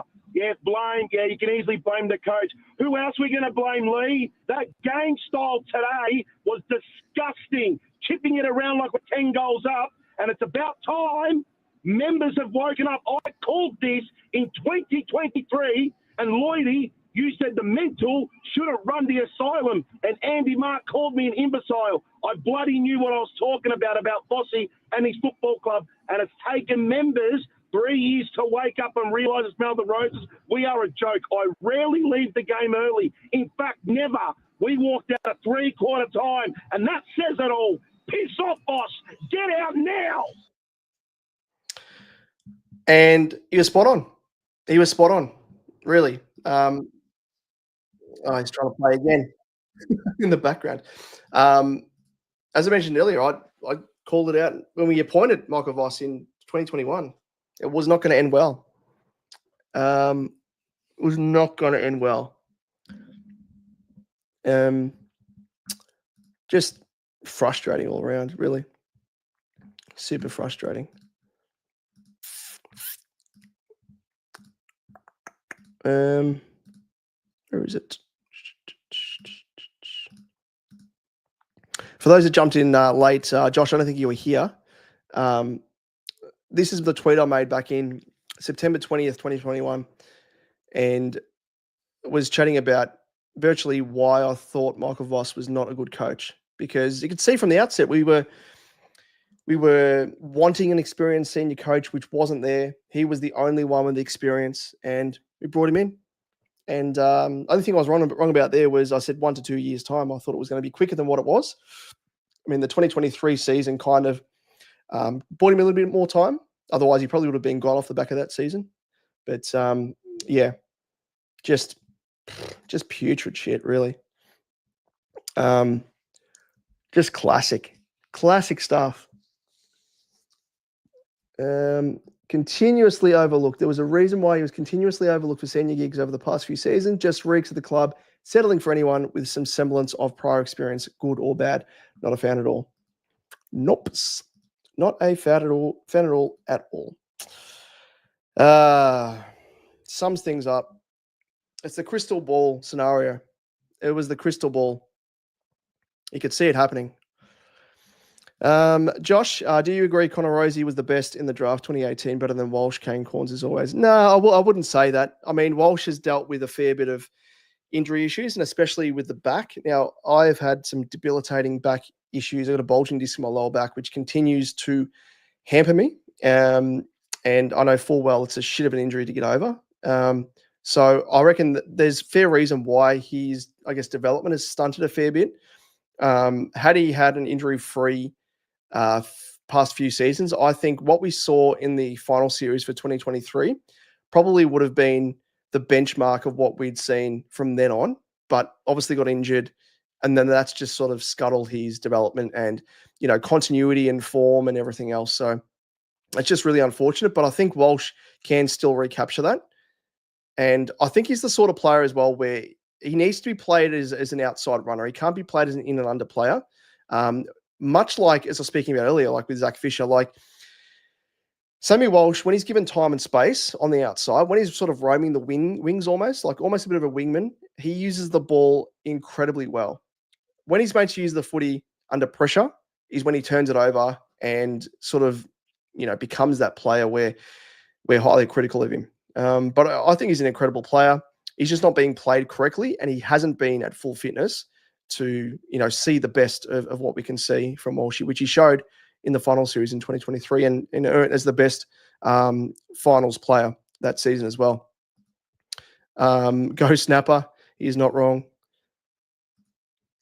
I haven't seen the ankle sore video. I saw the one last week, it might have been. An incredible bloke. That's ankle sore. I don't know his name, but yeah, he does some quality stuff.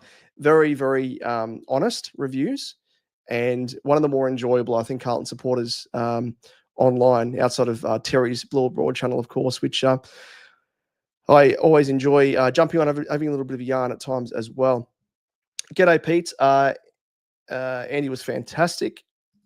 We got Voss because he was a big name, which is more marketable. And that's the other thing that annoys me as well. And didn't mention that, but you've made a very good point there, Pete, is that the Carlton Football Club is always renowned for the marketability side of things, the PR side of things. We all know about the spin.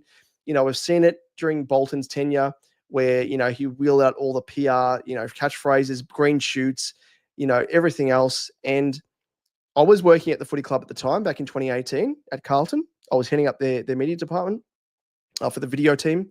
And I know for a fact that Brendan Bolton, that was not him speaking his mind. He was being directed to speak the way that he was post game, and a lot of it's PR spin, and it continues throughout. I think David Teague's another one. What we see with Michael Voss as well. It's highly orchestrated and premeditated. It's frustrating, and the club just needs to get serious. Really needs to get serious. Yeah, Butters, as it's turned out, yeah, he's been the best player in that draft for sure. I hope not, really. I hope that Walsh isn't, because I can see what's happening. If we trade him, he's going to go to another club and he's going to really become the player that we saw in the 2023 final series at full fitness. Get rid of the coach. He's not being played correctly. I've said it time and again. We can't get rid of him. The thing is, if we trade Walsh as well, he's going to be traded for unders, which if you're not getting full value for a player, then in my eyes, I don't think you should trade them, because the risk via reward just isn't there. Keep TDK and get rid of Walsh. Nah, I would allow TDK to leave, in all honesty, with the amount that he's being offered, and the amount that we're offering him. I think he's overs. Yes, he's a good player, but is he a game changer? No, I think he's probably worth as much as what Walsh, Harry, and Charlie would be on. We'd be still having to pay overs because, we have to try and, we can't match St Kilda's offer, but we have to sort of throw a little bit of extra mayo on top to try and keep him, which I don't think is a good thing. So if he was to leave, so be it. It opens up some salary cap space, and we can try and get someone on the open market. Do we try and go for a Sam Flanders, who we were linked to during the draft period when he was drafted? I would love to go for him and play him traditionally as a midfielder who's got speed, who can break lines. That's the sort of player I'd love to have in our team. Splash cash at him, lure him across, get him to request a trade, and Bob's your uncle. The draft pick we get from TDK, give to the Suns, and Sammy Ned Flanders would be incredible. That's it, Velo. Yeah, but as I said, Josh, I think it's kind of the way that he's being played. If by and large he's being played as like an inside midfielder, and a lot of the time he's under pressure. It's one of his deficiencies. Is not superhuman. He's not Superman. His deficiency is when he's kicking under pressure. That's when he's forced into an error. And when he was played as more of that outside player, like he was in the 2023 final series, that earned him the best player performing across the final series of any team. That's the sort of player I think that we can get out of Walsh when he's played correctly. So that's the key here. TDK isn't staying. Who in their right mind? Exactly. I mean, if I was in his position, even as a passionate Carlton man, I'd hate to go to St Kilda, of all teams, really. When we talk about mediocrity, we're not going well, but historically, St Kilda haven't been the best team. You can't pass up that sort of money. That's life changing, and we all know that like the average lifespan for a footy player nowadays, it's like 3 seasons, I think. So yeah, you've got to really take that. If he gets a season-ending injury, almost a career-ending injury, knock on wood that nothing happens, but we've seen with concussion and stuff that can really shorten the time span of careers. You can't pass up that sort of money. Velo Walsh will do the same as Baz. Yeah, 100%. Like Baz coming off an ACL, given the freedom to play the way he plays, that'd be interesting. Who are we going to get better than Walsh? That's the thing. Flanders is one player that I'd love to have, but again, I don't want to get rid of Walsh. I think it's just an absolute waste. We don't know, mate. Don't know the specific ins and outs, but he's got some off-field matters that he's working through, and we don't know the extent of that, unfortunately. Without him playing today. Well, I don't know about that. I mean, if you have a look at, West Coast, for example, we won the hit-outs, yes, but did we win the clearances? Yeah, so I think TDK as a ruckman, when we're talking about pure ruck sense, he's not the best ruckman. It's what he does around the footy, around the contest, as that extra midfielder virtually. His contested work. I went through it at the start of the season as well, and on my alternate channel, Supercoach Edge, because a lot of it is Supercoach based stuff where I talk about stats. And TDK, I was chatting about it, comparing it to say Gorn and a Cherry. I think TDK ranks outside the top 5 in terms of hit outs to advantage, but where he actually ranks and scores well is where he's actually got his hands on the footy and plays that extra mid. So, just in reference to Elijah, he's playing 5 games this season. If I'm Cripps, I'm not wasting my career at Carlton requesting a trade. 100% Walsh is an outside mid. Cripps and Hewitt are the inside mids. Yep. We pretty much do know what's happened with Elijah Hollins. Yeah, we don't know if it's the same thing though, Josh. I mean, don't want to be making accusations, but there has stuff that has been said, yes, but we don't know the full extent, so it's a bit hard to say. Peter, you've made a very good point here. If Voss stays, Walsh gets burnt. If Voss goes, then Walsh's career may be revived. But then again, it's not just Voss. Reminds me a fair bit of different players, and I don't know if you remember this, but Brendan Favola, of course, when he was played under Wayne Britton, he was going to be given the axe if Wayne Britton stayed on that season. Wayne Britton was given the sack. Dennis Pagan came on as the coach and said to Fev, I'm going to give you an opportunity to turn things around.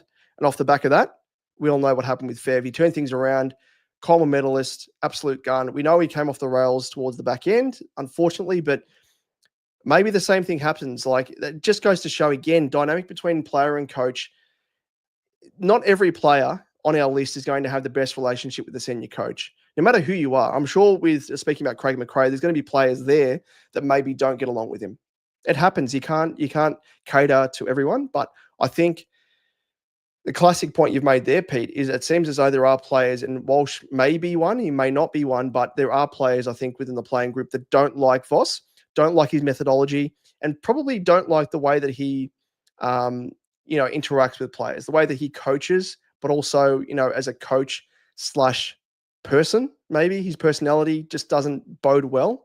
And it happens, it happens across the board. And part of the reason why a lot of the coaches don't last, Leon Cameron is probably one, Nathan Buckley's another one, combative type players and, combative type coaches. And I think Michael Voss is definitely one of those. G'day, Concrete. How are you, mate? Adelaide Crows are doing well. They are doing very well, mate. They're doing well. They've turned things around. I mean, they've kind of ebbed and flowed. There've been a few teams like that, like GWS as well, ebbed and flowed. Voss is going no, but the only thing changing is I'm sorry, mate, but he's a part of the issue. Assistants should have been cleared out the back end of 2024. The club refused to do that, especially Brad Lloyd. So I can guarantee now with Graham Wright in here, you can't, when you're pointing the finger, you don't just point the finger at the assistant coaches.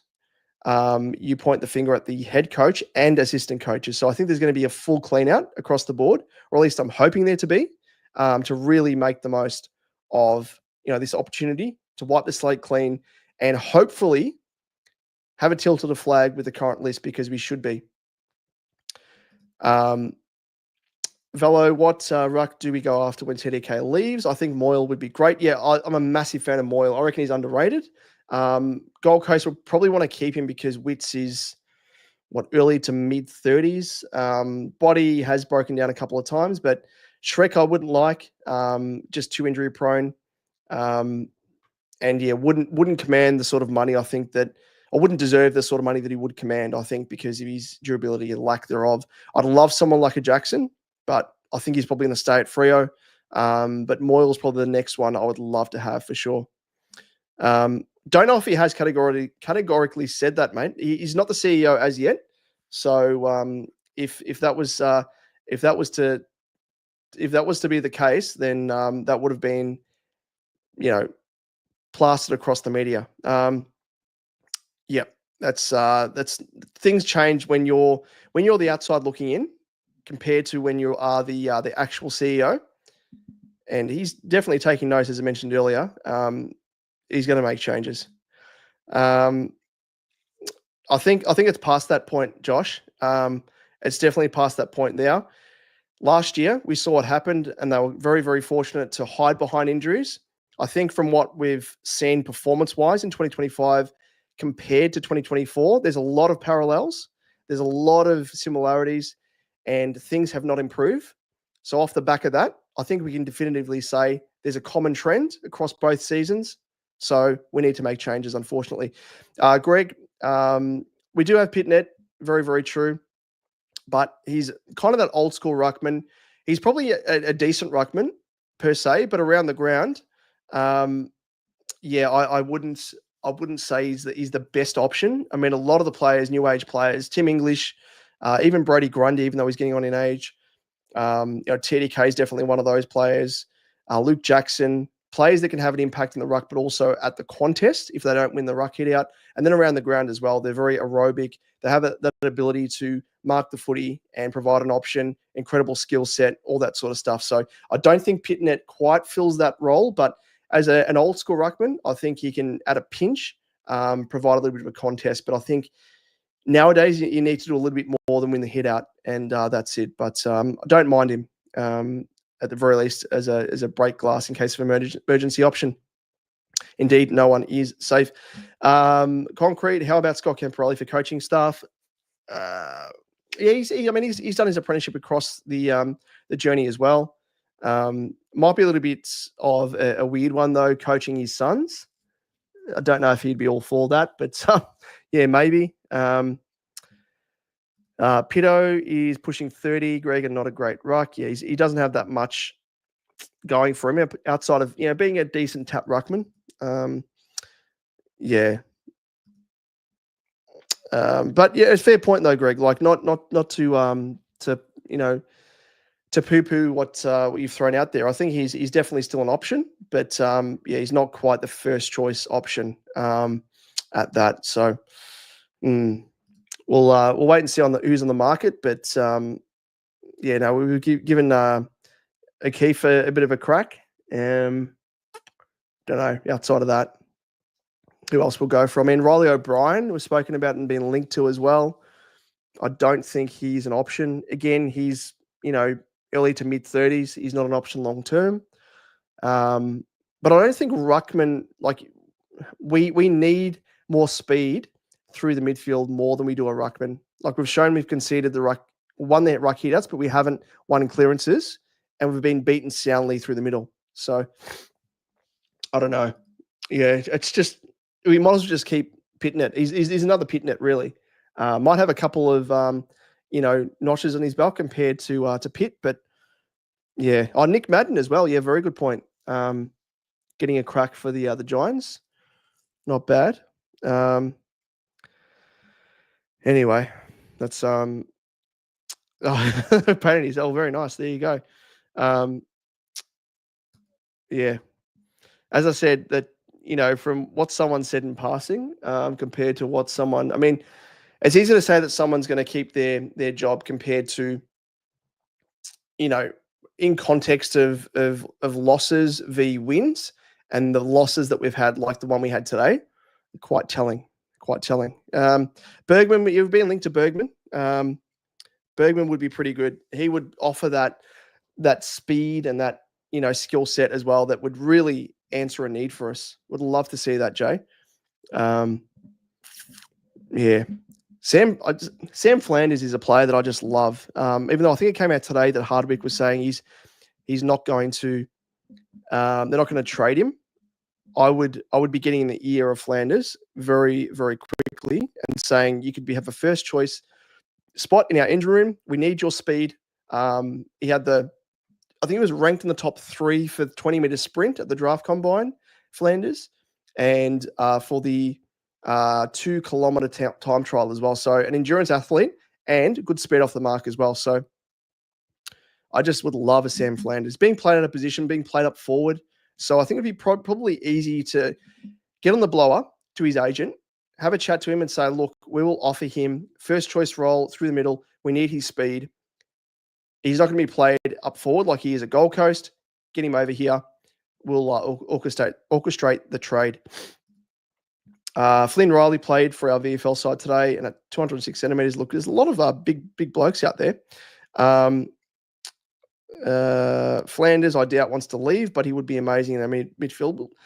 That's the thing. I don't know if he, because I mean, at the back end when he was played under Stuart Dew, he was incredible, and he was finally given a crack in the midfield as well. And then all of a sudden, he's being pigeonholed as a forward, and I don't know why. Because again, it's kind of that, their output versus what their attributes are. And he's just, I don't think Hardwick's getting the best out of what Flanders can offer. So I don't know. I'd definitely be on the phone to him. Do you think Ben King goes to? I'm not sure, man. I've heard whispers that that may happen, but who knows? Who knows? If he goes to Collingwood, geez, that'd give him a fair crack. But I think after this season, they're going to be up against it, the Pies, in terms of their demographic. And I don't know if they need him, really. They got Mychek, he's playing a really good role. Maybe, I guess Elliott plays sort of that tall forward, even though he's not. McStay's another one. So do they need another third tall?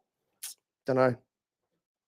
Gold Coast have Rail, Nando and Miller ahead of Ned. And that's the other thing as well. I mean, that's part of the argument you could really table to Ned himself and his agent. Is like, well, you're stuck behind these 3 first-choice midfielders, quality midfielders. Come to us. You'll get a crack in the midfield week in, week out. And, if we were, where are we placed at the moment on the table? Just by the by. Have we slid from 10th? No, we're still 10th. Equal with the Swans, but they are. Oh, where are we? I'll just put this on screen here. Yeah, we're 10th at the moment. But if we were, for example, to finish where we are at the moment, we would get pick 4, 5, 6, 7, 8, 9. We get pick 9, which of course we don't have because that's in Hawthorn's hands, I think, from memory, due to trading up to get Jagger. So we would get pick 10 if TDK was to leave, because it would be a band 1 compensation. That would have to entice, I think, Flanders. If he was to say to Gold Coast, I want to go to Carlton, I think that would entice them. They would probably ask for a little bit more, but yeah. That's one player I'd love to bring into our team, and not use the draft pick to bring in another talented player. I think Flanders is young enough. He's probably 23, 24 maybe. Let's have a quick look. He is 23. There you go. Good guess. So who knows? Don't be so pessimistic, Josh. Don't be so pessimistic. You'd be very surprised, I think, the amount of players out there that we could easily wrangle to try and get into our team. But it's easy to say given the way that we're playing. But yeah, what happens to Matt Rowell? Well, it'd be nice to have Matty Rowell, but we probably don't need him at the moment in our team. Slow, great play in and under at the coalface, but Jay, Pies have no picks and they need them from Aguan. That is correct. The other player wants to play for his Nick. Nick Haynes has actually been a really good acquisition, must be said. You would say that, like, if Ned, being a Vic boy, says, I want to go back home, I don't want to play for Carlton, I reckon they would. They've been pretty reasonable. Of all the teams, thinking back to like the trade period and draft and everything else, they've probably been one of the more reasonable teams to deal with, Gold Coast. So I reckon they would be all for it. And I think they've got some academy players coming through as well. So they would use pick 10 and then dissolve that into later picks to then cover their academy picks. So it might be a good time to try and knock on their door and be like, hey, would you be interested? Don't mind that. It's either that or he would have had to retire, reject players play. Well, Painesy isn't a reject. He's actually been pretty good. I think he just couldn't get a crack in the Giants' defense, to his credit, because the Giants' defense is just absolutely stacked. Trade McKay, Carlton board, also a disaster. How are you, Mr. X? Now, the Carlton board is a massive disaster, and I think that's part of the reason as well. We have had that, like the other constant we've had across the boards, dating back to when we had Bolton, was by and large the Carlton's board has been the same. It needs to be dissolved and re-elected. But I don't know what it's going to take for that to happen. Trade Mackay. I'm not a massive fan of that. I think he offers a fair bit. It's just unfortunately he's had, obviously the mental health issues and physical injuries and whatnot as well. But yeah. Josh, you're going crazy in the comments, mate. Just if you can put them all into one, that would be awesome. Just because I see them coming through and it's hard for me to keep up. Thank you in advance. Yes, that was correct. Haynes started his career in the Navy Blue very, very slowly. Be honest, no player in the right mind would come play for us. Got like a Blue Zam, all the recent trade players, Razia Fantasia, yada, yada, yada. Yes. Don't start, peeps. Don't start. But we have had a few people come in across the journey. And I mean, if we're counting like Dylan Shield, for example, like as a player that we were targeting that went to another team, we dodged a bullet there. So happy with that. But these are guys that we picked up. That's probably more so compared to players that wanted to play for us. I don't think that was a ridiculous pickup, Francis Evans. I'm sorry, but I want to know what we're thinking. G'day, Ellie. How are you? Assistant coaches are important, but don't the players need to buy into Voss? Buck stops with him. 100%, Ellie. 100%. And it's a cliche, but it's the truth. If you're the senior coach, you know what comes with it, what comes with the territory. And yes, the assistant coaches are at fault, probably just as much as what Voss is, but he's the senior coach. End of the day, he has the final call. At match selection, he has the final call. I filmed a series that is actually on LinkedIn through On Time Solutions, one of the sponsors for Carlton. And we interviewed the assistant coaches and they were chatting about the dynamic they have with Michael Voss as the head coach. And they were chatting about, they would pitch in and give their ideas in terms of obviously the area of the ground that they coach, whether it be forward, defense, midfield, ruck, or midfield is kind of ruck anyway. But they were chatting about, they give their ideas, but at the end of the day, it comes down to Michael Voss, that he is the head coach and what he says goes. End of the day, he has the final decision. Hence the reason why Michael Voss and why head coaches across the board have been leveled with the old finger point of, responsibility. But again, I'm of the opinion that Michael Voss, if he's to go, the assistant coaches need to go as well. 100%. Josh Blake Akers, he's actually been a pretty good acquisition. Akers. Lisa's, how are you? Trade Harry, please, while he still may have some currency. Velo, both export players of Voss. And that's the other thing as well.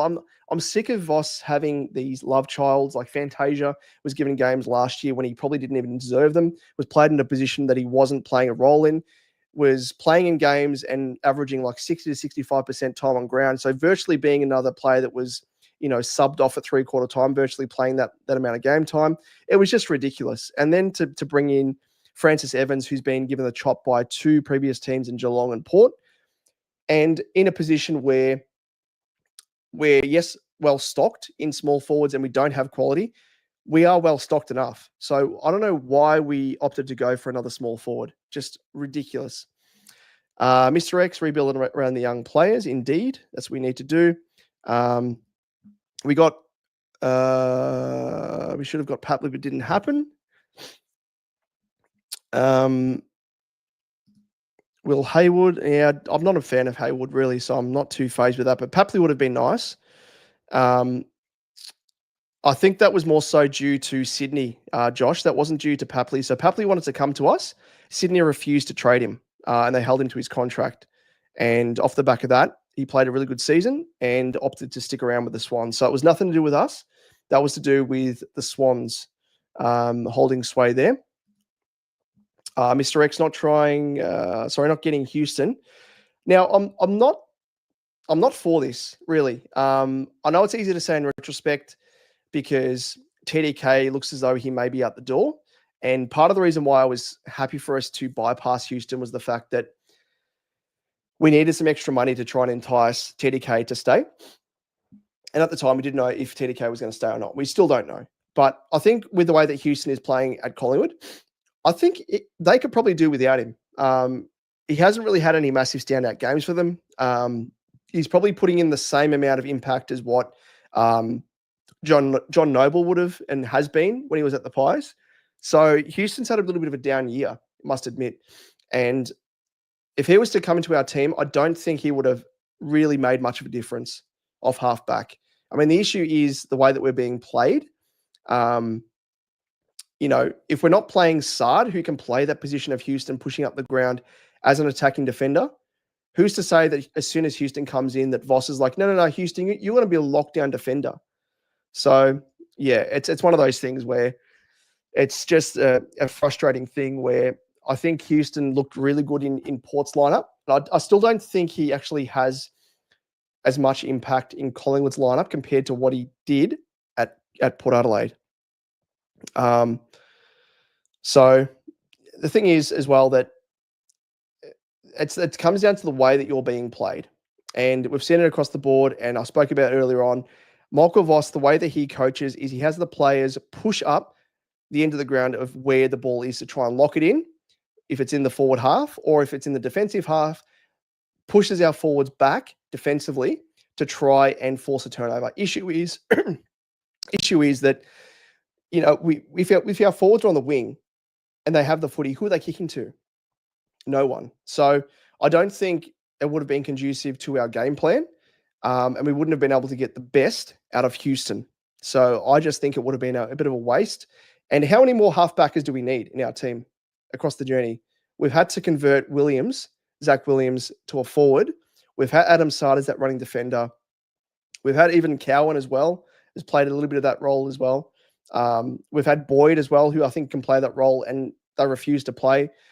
I just think we don't need another halfbacker. Really, we need speed through the midfield, and the fact we haven't been able to get someone in that position is a little bit worrying, and I think more of a need compared to a halfback flank. But I'm not saying Houston's not a quality player. He is. I just don't think, in terms of our need, he wouldn't have really helped at all. And yeah, sorry, I'm forgetting Newey, of course. The man who's injured, he played that role to a T. So yeah, it would have been probably. Excuse me, I'm need a drink. But it would have been nice having Houston there without Newman there. But in the context of a healthy Newman, I don't think we need a Houston in our team. Peter, I can understand why they might keep Voss and change the assistants. They're probably thinking to themselves, it's Richmond 2016 and a turnaround might. But that again, it's a false fallacy. Yeah, and you can't compare yourself to other teams as well. There have been other teams that stuck around by their senior coach and it didn't work out. Nathan Buckley, in recent memories, is one of those coaches. Eddie Maguire was very staunch in standing by him, and they probably should have sacked him that season when they had an emergency board meeting, and then decided to keep him on board for another couple of seasons, because in the end, it accounted for nothing and probably stunted Collingwood a fair bit. And they were lucky to have the list demographic and have the caliber of coach to come in as replacement in Craig McRae to turn things around, because it could have really stuffed their premiership clock, so to speak. Yep, that's just a high draft pick that didn't work out well. Francis Evans is a New Carlton recruited Alex Fasola as a restricted free agent from Collingwood. Well, he's not. No, he's not from. Oh well, yeah, he's talking about it from the context of Alex Fasola. Yeah, no, he's just a love child of Voss. Sydney wanted to get Danaher before they would consider. Yes, that's exactly right, Bello. I forgot about that. So that was the other moving part in that trade.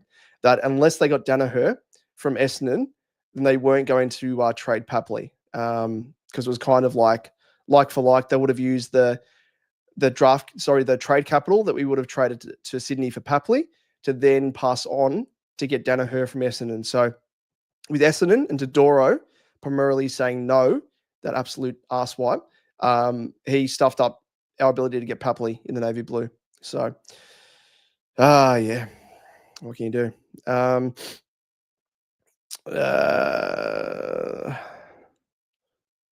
Saad, it's tragic for Saad because he's not being played correctly, and that's just the crux of the issue of why Voss and co are not the correct coaches, unfortunately. Newey, yeah, it'd be great to have Newey back. That's the big question, Lisa. We were chatting about it earlier. We don't know. He can kick the footy. None of us know. Yep. It was a topic of discussion earlier on. Yeah, we've miffed quite a number of draft picks, Josh. The real luck is Collingwood getting Nick Dacos for nothing because the draft points were even more of a joke that year. They traded pick 40. Yeah, that's very true, mate. Very true. The AFL have just been an absolute joke and circus of a competition when it comes to changing rules on the fly, when it comes to academy players and draft capitals and points and everything else. It's a joke. But I mean, hopefully we don't get fleeced of trying to get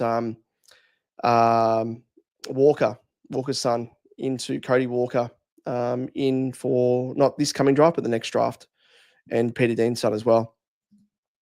Yeah, quite funny as well, Velo. Yeah, he was a Blues fan. As it turns out as well, the Dacos family, they're incredible people, by the way. When I was working for the club, I was very fortunate on draft night when Josh Dacos got drafted. I went round to their house and they invited me in, and their hospitality, incredible people, big family, of course, as well, Macedonian, Italian, really, really great family. And actually, I was taking a photo of the entire wider family, and they had, I reckon, about 50 people there. And I didn't have a wide angle lens to take a photo, from an angle good enough. So they had me actually jump on the dining room table to take a photo. And I was like, no, I'm not going to stand in your dining room table. Remember Peter Dacos and his wife, they're like, get on the table now. It's like, okay, no worries. But yeah, really great family, but just to by the by. But yeah, Josh is an incredible player and has been. He's turned his career around quite well and forged, as you mentioned there, Mr. X into an All-Australian type player as well. So they got him and his brother virtually for free. But yeah, I think it's, we've been fortunate with the Campo twins, and hopefully we are just as fortunate with Peter Dean's son, as well as Cody Walker as well. That would be incredible, and kind of counteracts the fact that we don't have a number one or a first round draft pick this season because we're going to get Cody next year, who arguably should be a number one pick at this stage. So, yeah, I think Honey was thereabouts, Josh. He kind of showed glimpses, but the fact no other team picked him up, I think, probably speaks more than anything, and didn't really carve a career out of at senior level. Dean, they say, might be a top 15 pick because of lack of depth. Yes, I have heard that as well, mate. He's actually got up the draft ranks in recent weeks. Kel Toomey was talking about him. So yeah, and I think the academies that are coming through over the next couple of years as well, they eat up quite a bit of the talent. So it puts more emphasis on, bidding for father sons and everything else. Yeah, it's quite funny, but incredible people. I'll never say a bad word about the Dacos family. As annoying as it is to see Nick Dacos bloody hammered up and everything, they are. I remember he actually entered the door when we knocked on the door and went there with. I was filming the interview with Josh, which it'll be on YouTube somewhere if you just search Josh Dacos draft interview. And we interviewed Peter and his wife as well. And Nick actually entered the door, and he would have been around about 15, I reckon, then. And, sort of short stack. And I actually mentioned to him, I said, mate, you're going to be playing the AFL, because I was tracking how he was playing in the juniors, and he was tearing it up then. And I'm like, mate, you're gonna tear it up in the AFL. And he was like, oh, hopefully. So yeah, he's doing an incredible thing of it now with his career. Tassie makes rebuilding so, and that's the other thing as well. Like when it comes to the draft, that's why I'm not too phased with the fact that we went for Jagger Smith this season. Like we got our hands on a top 3 pick, who arguably I think Jagger probably should have been taken number 1. I see him as like a Nick Dacos-esque type player, highly skillful, great leadership qualities, speed to burn, great two-way running. He's got the package. So for the fact that we traded up for him to get our hands on him, I am content with. I don't care the fact that we haven't got a first round draft pick this year. And then the fact we've got Cody Walker coming through, Peter Dean's son as well. I think we'll be fine. If we didn't have those father sons coming through, we would be in a bit of a pickle. But yeah, I think we've got some quality coming through in the seasons to follow. So it's not the worst for us. If you look at the quality of, say, Collingwood have McGuan's son coming through, who I think he's probably a top 3 draft pick they're talking about. So they'll be okay there, but still the demographic of their list, they're probably going to bottom out and find it a little bit hard to sustain things unless they have the Geelong model of things where they go sort of left field and pick out players from state leagues and whatnot, or trade players in like a Matty Rowell or a Ben King, as we were chatting about. Yeah, they might sort of find things hard, but I think with Tassie coming in and they're going to eat up a fair bit of the draft, you might have to take that Geelong route side of things and just try and get some left field players and trade in players that have quality from other teams. Velo, did you hear Saints One Academy's gone, but in line for the? And yeah, it's quite ironic, isn't it? Very ironic. The Saints are quite funny. Yeah, and Tassie, we don't know if it's going to go ahead because of the stadium pushback there. Mr. X, they're going to get big free agents, and they got guys like Ned Long going crazy. Yeah, I think that's probably the new age way to do things, is to get guys in that have had a bit of a crack in the VFL. And, Tom McCarthy playing his first game for West Coast at 31 disposals and was their best player. I think that's kind of the model that we need to go down. Like Tom Stewart was kind of that ilk at Geelong. Who else? They got Humphreys as well, taken from obscurity. So a lot of teams should be taking leaf out of Geelong's book. Kept it on the list. Collingwood. Wish we got Riley Bice. Yeah, he'd be incredible. But again, there's another player that was taken out of the VFL that has had an impact. Sean Manor. Yep, another one that we should have gone for. But you've got to take those risks, and I just hope our recruiting team do that, because otherwise we're going to be left in the lurch. Mr. X, yeah, we had a chat about it earlier, mate. He's had back issues, as we know, that's storied for multiple seasons. But can speak with authority with a back issue. I've got a bulging disc I've had for years, and at the moment I'm having issues with it, and it doesn't leave you. And I think even though he's had surgery on it, I think that's kind of stunted his development. And what we saw of Walsh in the 2023 final series, where he won the best performed finals player, that's the peak of what we should have expected with Walsh. But again, he's had injuries. They've stunted his development and form and consistency. And I don't think he's being played correctly by Michael Voss. He does his best work, as he did in the final series then, played as more of an outside player compared to an in and under contested player, because in that role, he's made to dispose of the footy under pressure. And that's when we've seen his disposal efficiency really struggle. When he's given that time and space to dispose of the footy, he looks really good. So I just think he's not being played correctly and had injuries and hasn't had the consistency across the board, unfortunately. Lee says, do any of these kids hopefully coming in have any shit in them? As David Rees-Jones says, very well put there, Lisa. Depends who you're referring to there, mate. I'm not too sure. Are you talking about like guys that we've had? Excuse me. Are you talking about like the Campo brothers, or guys in the draft?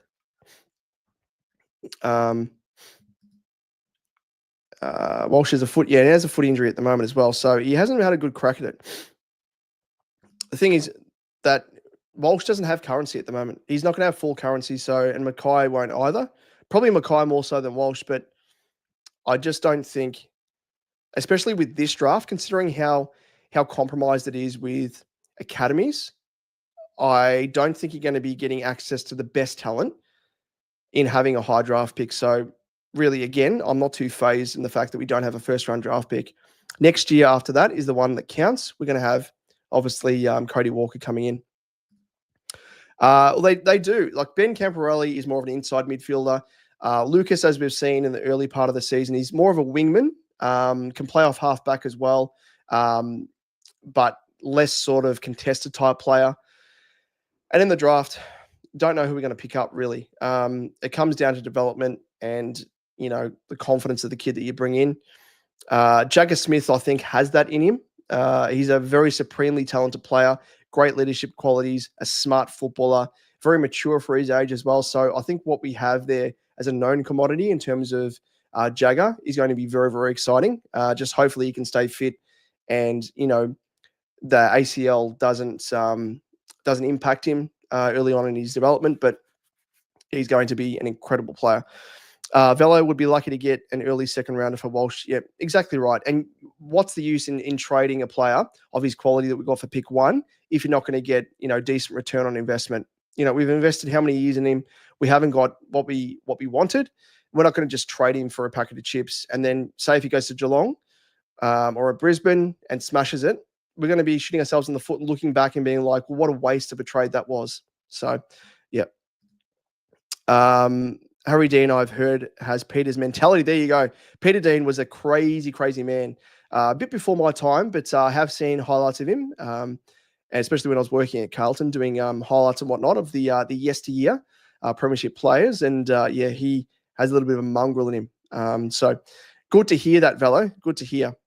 Sid Draper, he had attributes very similar to Jagger, endurance athlete. The one thing I think he kind of has of a Jagger is his evasiveness, but Sid Draper can't even get a crack in Adelaide's team, and has dealt with injuries as well in the early part of his first season. So much of a muchness, and I think Jagger's more well-rounded compared to Sid Draper. I think they're both going to be incredible players, but I think I much prefer to have Jagger over Sid at this stage, but wait and see how things go. Peter Dean was a gun. And how about that medal acceptance? Let me pull that up on YouTube because absolutely hilarious. One of the funniest things I think I've ever seen, him trying to stand up on the edge of the podium and just going absolutely crazy. Let me just bring it up because it's by far one of the funniest football moments I've ever seen. So funny. Where are we? Peter Dean.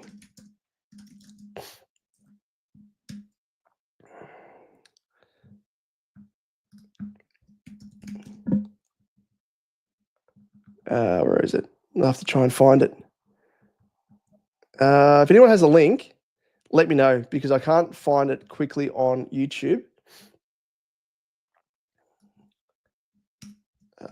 Podium. It's not coming up. Oh, here we go. Here it is. It's right here. Got it. Let me just wait until this.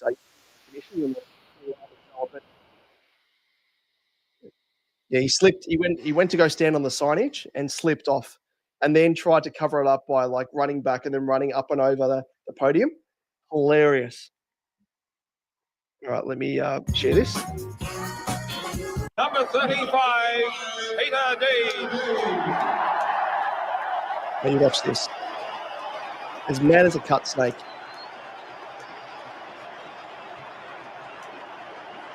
Almost slips there, mind you, and then tries to stand on the edge of the podium. Watch this.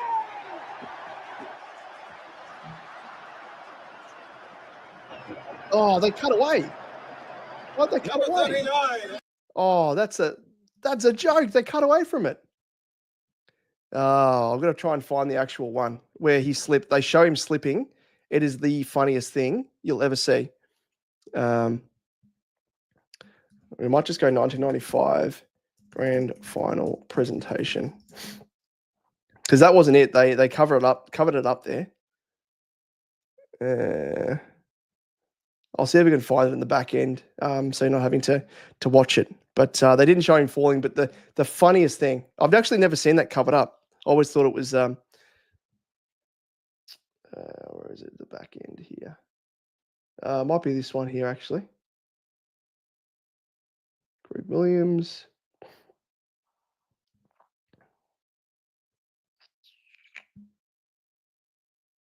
Okay, I think it might be this one here. Let me just pull it up. He's been fantastic. Let's hear from him, girls. Okay, Harry, Premiership player, the great Bob Rose. That's Greg Williams, Minimal Smith.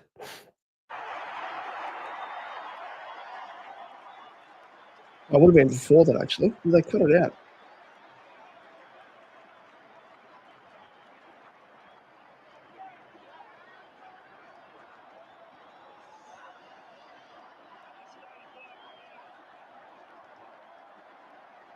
Yeah, they might have cut it out. I can't find it. There's a video of him actually slipping there.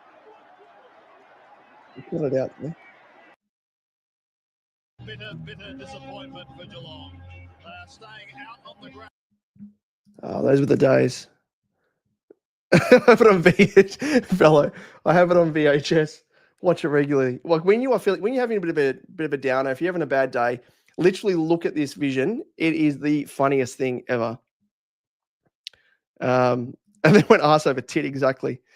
Slipped 100%. Funniest thing ever. I've got to find it now. It's my mission. I've got to find it because it is seriously so funny. Peter Dean. Oh wait, Ballistic Blues. Is it this one? Might be on this one because this is the VHS video, but I'll just have to scroll through to the end. Okay. Number 19, Brad Pierce.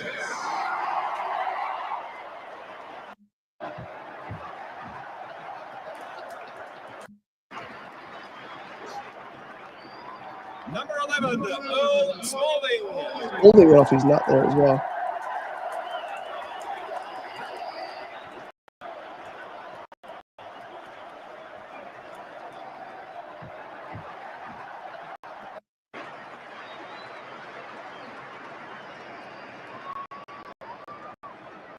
Number 33, Matthew Hogg.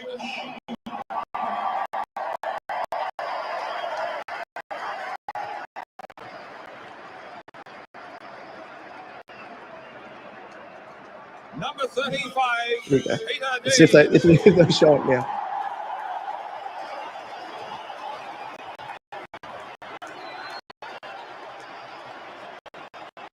There we go. Almost slips there. Let's show it. Here we go. Oh no! Again, they've edited it out.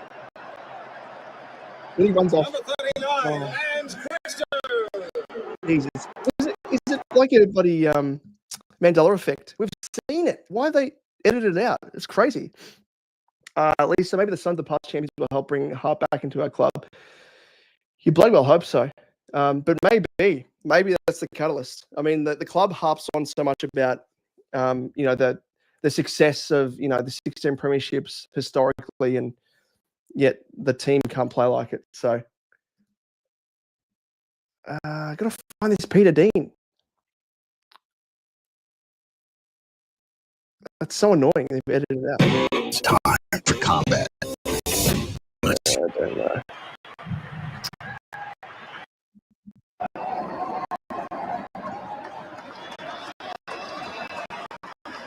Now, ladies and gentlemen, would you now welcome another This could be it.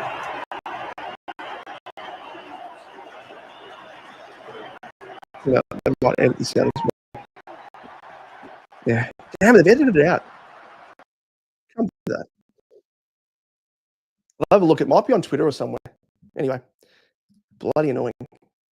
Let me have a look. Might be on Twitter. Peter Dean slipping grand final 1995. Here we go. I found it. It's on Facebook. I don't know why. Or maybe it's, I think it's on Facebook.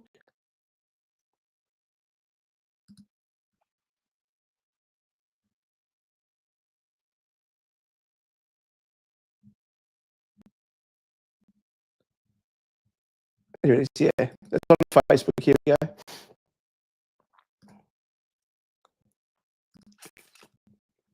It doesn't have. Does it have audio? Oh my God, Facebook, you shit.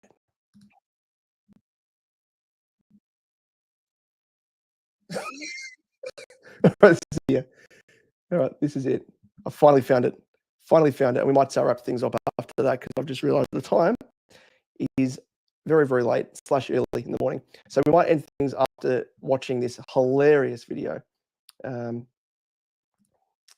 Where is it? Facebook. Here it is. Okay. Can we see that?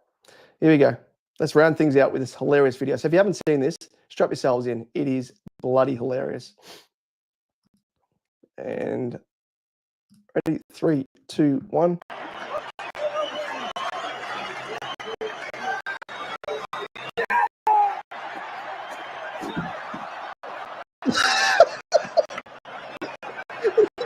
Everyone runs back across the stairs. That's not the dumbest thing I've ever done.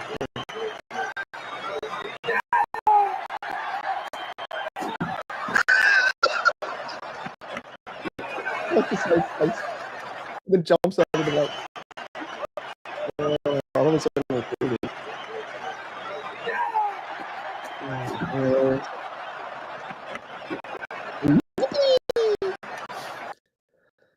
Very funny. Very, very funny. One of the funniest moments in footy you will see. So if Carl's got you down, just look at videos like that. The funny moments, the glory days, pure joy, exactly right. It's just, he didn't give a shit that he just embarrassed himself. He probably did in retrospect, and part of the reason why he ran back around the stairs when he could have just ran back to the players. Quite funny. But hopefully his son can do something like that. Quite funny. But that's it, ladies and gents. We might end things there. Thank you as always for tuning in. Really do appreciate it. And for those of you that have tuned in, we've been going for 2.5 hours. I didn't even realise. So just goes to show time flies when you're having fun with all of you good crew out there and having a bit of a yarn about the bag, as good or bad. It is what it is. We are here together. We are here side by side, together as one. Bagger territory, bound by blue, all that sort of stuff. So if you are watching us and you've yet to subscribe, which you'll see just down the bottom there somewhere on YouTube, click the subscribe button. Really do appreciate all the support that you can give. Hit the notification bell as well. If you want to know of when we're going live, unfortunately, I don't know specifically of when I will be going live because, I mean, my life's been thrown into a little bit of disarray at the moment with the fact that I do have the newborn son, Felix. So when I do find a little bit of time up my sleeve, I will go live. So hit the notification bell down below on YouTube. And what that will do is it will send you a notification when I do go live, or alternatively, when I put up a new video, which, as at the moment, is always a preview video and review video every single round. But of course, do just appreciate all of you tuning in, commenting, and giving that level of support is incredible. But if you want to go to the next level, feel free to give me a subscribe down below, and just virtually helps with the YouTube algorithm.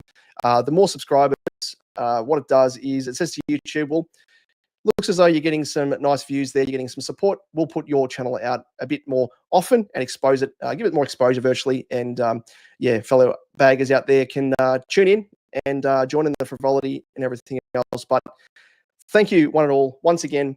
And it was a shit game to watch today. A shit result, as we know, but I think end of the day, with every negative, comes a positive, and there's a silver lining, I think, to come out of this, and it's the fact that we're no longer papering over cracks, and we're virtually at the stage where we're ripping off the Band-Aid, I think. And if we were to go through the season and win these games against the lowly teams and then lose against the highly rated teams, it kind of papers over the cracks. And I'm seeing this as a positive out of a shit negative. It is what it is. But I think the change will be made off the back of this, and it just helps fast track things. And hopefully off the back of it, change is made and we can put ourselves back in contention where we belong, because we still have a talented list, as shit as it is and as many holes as it does have.